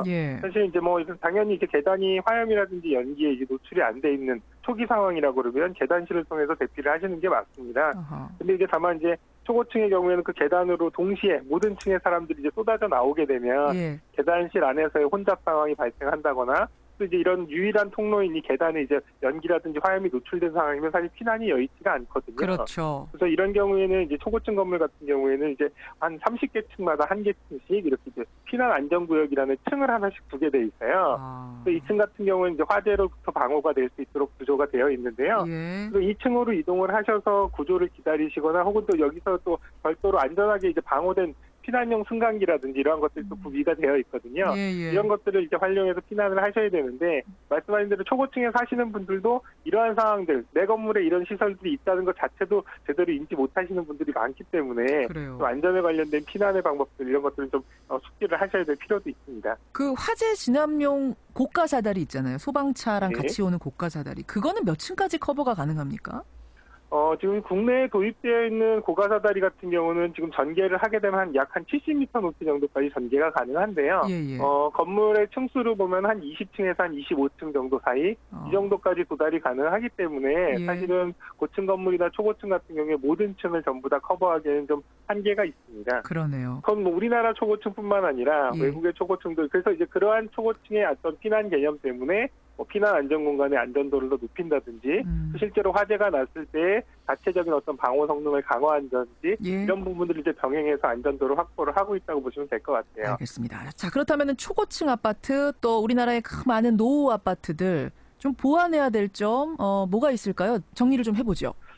실제로 이제 초고층 같은 경우는 이런 안전에 대한 많은 우려 때문에 굉장히 강력한 그 규제, 그러니까 시설의 안전이라든지 이런 것들을 이제 법으로 규정하고 있거든요. 예. 그렇기 때문에 이러한 부분들은 어느 정도 기능적으로 제대로 이제 작동만 한다면 충분히 안전하다고 볼 수 있는데요. 예. 다만 문제는 아까 말씀드린 이제 노후화되면서 이렇게 이제 아직까지 유지되고 있는 건물들은 사실은 노후화 자체로도 위험성이 있지만 또 최근에 이렇게 제정된 강화된 법규들의 소급 적용이 안 되기 때문에 그렇죠. 성능적 자체로도 사실은 상당히 좀 미흡한 부분들이 있거든요. 예. 그래서 오히려 신규로 지어지는 건물들이 이런 건물들은 사실은 처음에 지어진 대로 잘 유지 관리만 된다면 성능이 굉장히 잘 발휘가 되는데요. 예. 특히 이제 이미 노후화된 부분들은 시설적인 적극적인 보완도 필요하고요. 또 안전에 대한 대책 이런 것들도 사실은 매우 절실한 그런 상황입니다.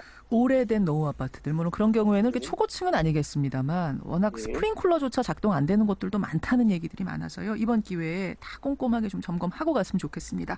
여기까지 말씀 듣죠. 고맙습니다. 예. 서울시립대 소방방재학과 이영주 교수까지 만났습니다. 굉장히 중요한 두 가지가 여기에서 빠져 있어요. 뭐냐 하면 지금 우리나라에 짓고 있는 아파트들이 60층 막히 짓고 있잖아. 50층, 60층 짓고 있는데 전부 특징이 뭔지 알아? 베란다가 없어. 베란다의 용도가 뭐냐 하면 집안에 화재가 났을 때 그 베란다로 대피하는 공간이야. 베란다로 대피하는 공간인데 지금 새로 지었고 있는 이 건축들이 전부 다 베란다가 없이 지어져. 그 이유가 뭐냐 하면 오피스텔형으로 지어진 집은 1가구 2주택에 해당이 안 된대. 그래서 그 오피스텔을 집 장사하는 사람들이 그렇게 사기 위해서 짓는 거야. 그래서 지금 짓고 있는 집들 그 확장형이라는 게 확장형 아파트들이 결국 집 장사하는 사람들을 위해서 그러니까 부동산 투기하는 애들 그들을 위한 건물 형태인데 자 그다음에 그러니까 그 오피스텔 형태의 베란다가 없는 아파트들은 모두 위험하다는 거야. 15층 사실은 지금 15층 정도까지밖에 그 확장형 계단이 그 사다리가 안 올라가. 그러니까 올라갈 수 있는 높이가 15층 정도밖에 안 돼. 20층 이상은 방법이 없는 거야. 근데 베란다도 없는 거야. 그게 부동산 투기하는 사람들을 위해서 건축법을 고치고 그렇게 짓는 거예요. 그게 첫 번째 문제이고 두 번째 이런 초고층 아파트들의 관리회사의 문제. 여러분 지난번에 해운대인가에서 이거 무슨 고층 아파트에서 화재 났었지? 기억나죠? 그런데 그 고층 아파트에서 화재가 났는데 어땠어? 스프링쿨러가 꺼져 있었어. 이유가 뭐냐? 사소한 화재에도 사소한 그 화기에도 스프링쿨러가 작동해서 주민들이 불편을 호소한다고 관리회사에서 스프링쿨러들을 전부 다 꺼놨다는 거야. 그래서 그 화재가 났던 거야.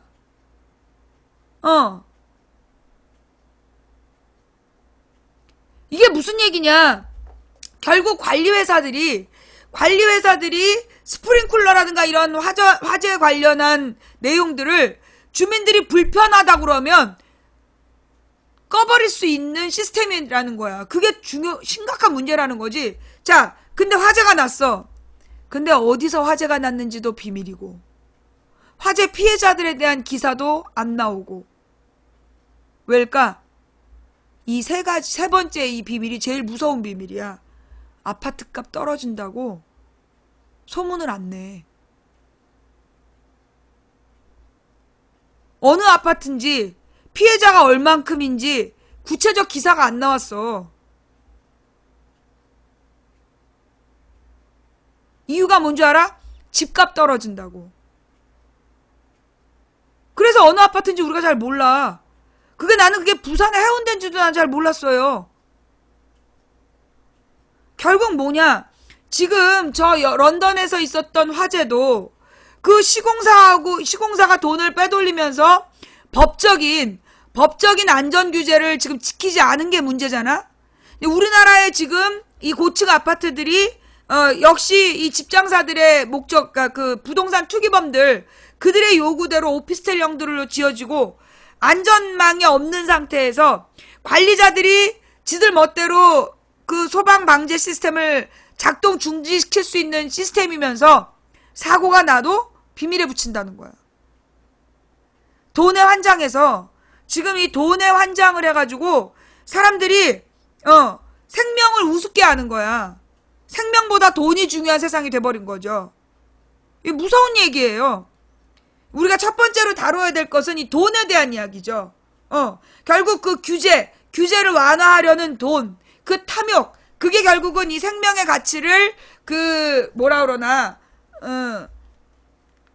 생명의 가치를 떨어뜨리고 있는 현상. 그게 첫 번째야. 그런데 이 영국의 화재 사건을 영국판 세월호네 가만히 있으라고 얘기한 부분에 집중을 하고 있어요. 그죠? 그래, 그 가만히 있으라는 규정, 그건 안전할 때 가만히 있는 거야. 안전한 어떤 조치도 없이 그 규제를 다 풀어갖고 전혀 안전하지 않은데 가만히 있어라라고 얘기하는 거, 그 가만히 있어라는 규정이 세월호랑 똑같아.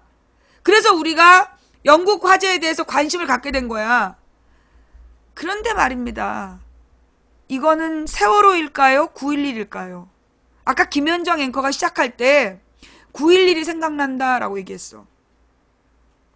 이 모든 이 사건을 세월호다, 영국판 세월호다, 런던판 세월호다라고 얘기하고 있는데 이게 세월호일까요? 9.11일까요? 이 질문이 뭐냐면 세월호는 정말 돈에 대한 탐욕으로 만들어진, 그 다음에 이 권력과 돈이 결합돼서 만들어낸 인간의 그 생명을 무시한 결과물이 세월호야. 그런데 9.11은 조금 성격이 달라. 뭐냐? 이 9.11 테러에 대해서는요, 우리가 테러라고 다 얘기하는데 테러범들 잡았어요? 9.11 테러범들 잡았어요? 못 잡았어요.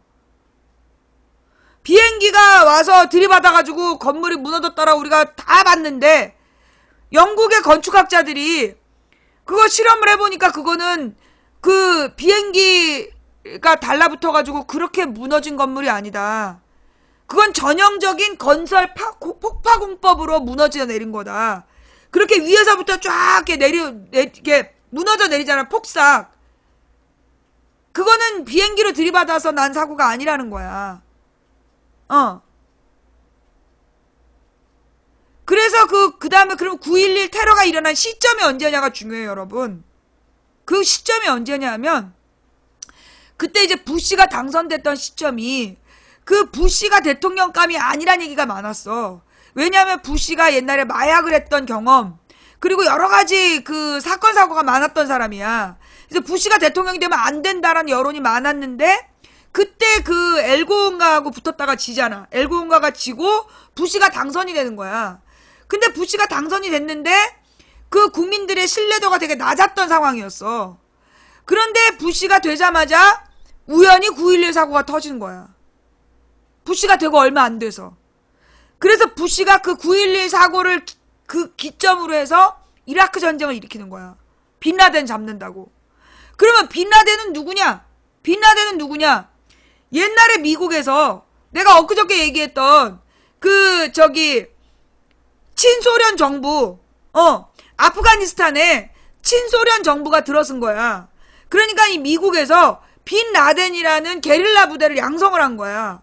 그래서 빈라덴은 이 미국의 사주를 받고 미국의 무기 지원을 받아서 아프가니스탄의 친소련 정부를 맞서 싸웠던 반군이었던 거야. 후세인도 마찬가지고. 후세인하고 빈라덴을 미국에서 중동에 있는 친소 정권을 무너뜨리려고 키운 세력이야. 그 무장 세력을 부시가 후세인하고 빈라덴을 테러 지원 존재다. 그리고 나중에 가서 죽인다고 죽인 거야. 근데 빈라덴이 나왔던 영상들이 너무나 영상의 질이 떨어졌잖아. 그리고 얼마 전인가 얘기가 나와서 빈라덴을 사살했다는 게 거짓말이다. 지금 미국에서 나온 주장인데 빈라덴을 미국의 특공대가 죽인 게 아니라 빈라덴이 질병으로 죽었다. 후세인도 마찬가지고. 즉 그런 얘기가 미국에서 돌고 있어요. 그게 사실인지 아닌지 우리는 알 수 없지만 좌우지간 팩트는 빈라덴하고 후세인은 미국에서 친소련 정권을 견제하기 위해서 만든 반군들이었다는 거야. 미국이 키웠던 애들. 그들을 갑자기 테러 지원국이라고 지정을 해가지고 걔네들을 치면서 대량 살상무기 찾겠다고 지랄했잖아. 못 찾았어요. 대량 살상무기 못 찾았어. 그러면서 그 이라크 전쟁 10년을 하면서 미국이 어마어마한 빚을 졌고 그 빚 때문에 오바마가 아무것도 못하고 끝난 거야. 그게 미국의 역사야. 그때 이 10년짜리 10년짜리 그 이라크 전쟁을 일으킬 빌미가 9.11 테러였어. 그럼 영국에서 무슨 전쟁을 일으키려는 건가요? 아니요. 이번 영국의 화재 사건으로 테레사 메이의 선거 패배 이야기가 쏙 들어갔다는 거죠. 영국의 이 화재 사건으로 테레사 메이 선거 패배 얘기가 쑥 들어갔다는 거야. 우연이겠지. 우연이겠지. 설마 테레사 메이의 선거 패배를 덮기 위해서. 특히 지금 그 마크롱하고 메이가 만나가지고 브렉시트 문제 어떻게 할 거냐. 지금 그러니까 영국의 국민들이 브렉시트를 반대하는 뜻을 밝힌 거야. 그런데 지금 테레사 메이는 계속 브렉시트를 추진하겠다는 거야. 지금 이게 논점이 돼야 되는 시점에 유럽에서 있을 수 없는 화재 사건이 벌어졌고 모든 사람이 그 사건에 충격에 빠져서 테레사 메이의 그 브렉시트 추진 여기에 대한 반대 동력이 사라졌다는 거야. 우연이겠지. 우연이겠지. 그 다음에 또 하나의 사건으로 갑시다. 내가 어저께 그 버니 샌더스에 대한 이야기를 했어요.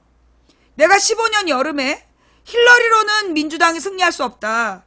그러니 젊은 남자를 키워야 된다. 젊은 남자 후보를 키워야 된다라고 내가 얘기를 했어요. 근데 그때 그 내가 얘기를 하고 나서 바로 며칠 뒤에 버니 샌더스가 언론에 등장했다. 그러면서 버니 샌더스를 모든 언론에서 띄운 거야. 그래서 특히 한국인들이 한국의 그 진보 세력들, 한인 진보 세력들이요. 버니 샌더스를 엄청 띄웠어요. 힐러리는 아닌 것 같다 그러면서 왜냐하면 그때 힐러리에 대한 욕이 엄청 그러니까 반 힐러리 정서, 우리나라의 반 문재인 정서처럼 반 힐러리 정서가 엄청났어. 그러면서 뭐 문재인 침해설처럼 힐러리 침해설도 돌았어. 진짜 똑같아 지금. 반 힐러리 정서가 반 문재인 정서하고 거의 동급이야.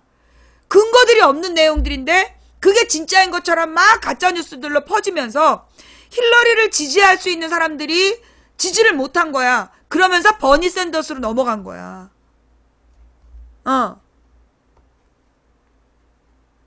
히틀러가 유태인을 학살하려고 했던 게 조금 이해가 됩니다. 지랄을 한다. 예. 잠깐만요. 그 블랙리스트를 내가 꺼놨더니 다시 블랙리스트를 칸을 키고 예.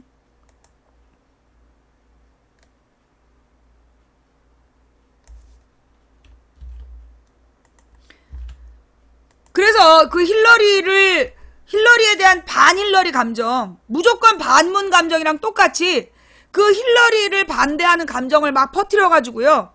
그러면 그 상태에서 소위 진보 세력들에게 버니 샌더스를 내세운 거야. 근데 이 버니 샌더스가 누구냐?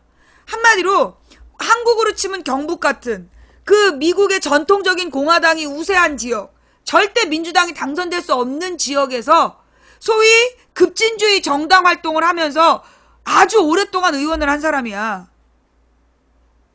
그래서 갑자기 버니 샌더스를 띄운 거야. 그래서 사회주의자거든? 그러면서 힐러리가 동성애를 찬성해서 반대한다고 그러면서 버니 샌더스의 소속 정당은 더 지지한 거예요. 성소수자에 대한 권익에 대해서 더 원래 주장했던 게 버니 샌더스 정당이야. 근데 힐러리가 민주당이고 민주당은 동성애를 찬성해서 반대한다는 인간들이 버니 샌더스는 또 좋다는 거야. 앞뒤가 안 맞잖아. 버니 샌더스 민주당 아니에요. 버니 샌더스는 사회당이에요. 사회주의 정당. 예. 그 버니 샌더스를 지금 민주당으로 기억들을 하는데 정확하게 얘기해서 버니 샌더스는 민주당이 아니었어. 그 사람이 무슨 사회주의 정당 소속이었어요. 몰랐죠? 그런데 갑자기 버니 샌더스를 너무 띄우고 그러니까 민주당에서 힐러리하고 그 사람을 경선을 붙인 거야. 걔가 원래 다른 당이었는데 민주당 경선에 참여하겠다고 그런 거야. 그래서 힐러리 대 그 버니 샌더스 정당, 그 버니 샌더스의 경선을 민주당 안에서 했지만 사실 그 샌더스는 민주당이 아니에요. 근데 다 모르고 있었지. 이 사람이 사회당이야, 사회당. 사회주의 정당이야. 자, 문제는 뭐냐? 내가 어제 방송 끝나고 몇 시간 뒤에 공화당 원내 총무가 엉덩이에 총을 맞았어. 그리고 50발의 소총이 발사됐는데 5명이 다쳤대. 근데 그 엉덩이에 총 맞은 그 원내 공화당 의원만 중상이래. 중태래. 그런데 언론에서 다 뭐라고 얘기를 하느냐? 민주당 경선에 참여했던 샌더스의 선거운동원이라고 얘기해. 그러면 그 언론을 들은 사람들은 아, 이 사람이 민주당 지지자구나 라고 생각할 거 아니야. 그죠? 아니라고. 지금 이번에 총 맞은 게 공화당 원내 총무의 엉덩이에 총을 맞았는데, 이 사람이 지금 민주당 지지자인 것처럼 얘기하잖아. 아니라니까. 샌더스의 선거운동본부 자원봉사자야. 그럼 무슨 얘기냐? 얘는 민주당이 아니라 샌더스를 지지했던 사람이야. 힐러리를 지지했던 민주당이 아니라 샌더스 선거운동원이었던 거야. 그런데 언론에서는 민주당 선거운동을 한 것처럼 보도하고 있는 거야. 그 다음에 이 할아버지가 66세인데 트럼프는 반역자다 라면서 총을 쐈다는 거야. 근데 그 반역자라는 개념은 주로 누가 자주 쓰는 표현이냐면 공화당 지지자들이 쓰는 표현이야. 그 다음에 실제로 그 텍사스 일대에서 샌더스를, 그러니까 미국은요, 자기는 누구를 지지한다라고 집 대문에다가 다 붙이는 게 합법이야. 그래서 그걸 막 붙여놔, 자랑스럽게. 근데 샌더스를 지지한다고 간판에 세워놨던 사람들이 트럼프를 지지한다고 갈아붙인 사람들이 되게 많다는 거야.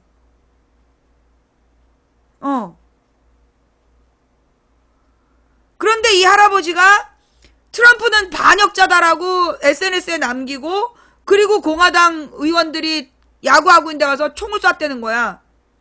그런데 미국에서 벌어지는 모든 범죄의 문제는 뭐냐? 범인을 사살한다는 거야. 이 할아버지도 현장에서 죽었어. 이 할아버지는 범인이 맞을까?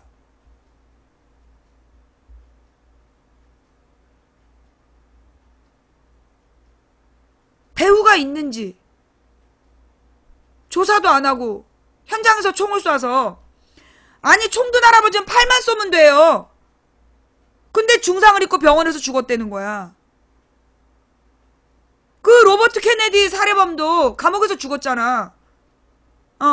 그래서 배후가 영원히 밝혀지지 않았어.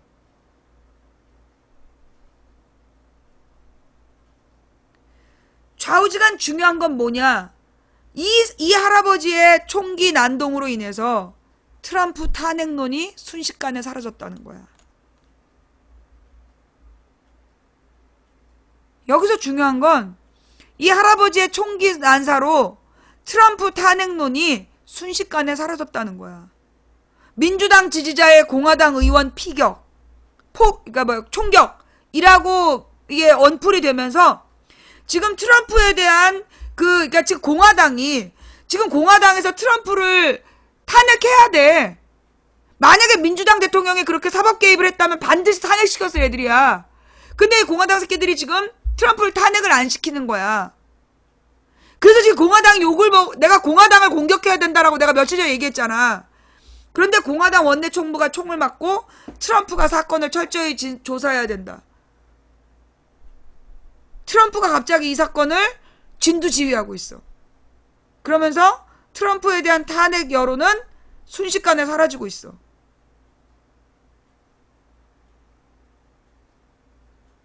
우연일까?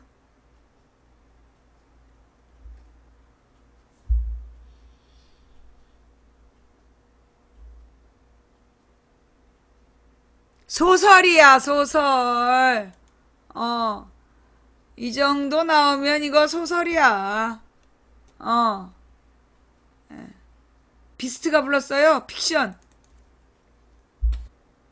자, 지금 벌어지고 있는 일은 일단 팩트하고 픽션을 구분해야 돼요. 팩트하고 픽션을 구분해야 되는데 영국의 화재 사건을 다시 한번 짚어보자면요.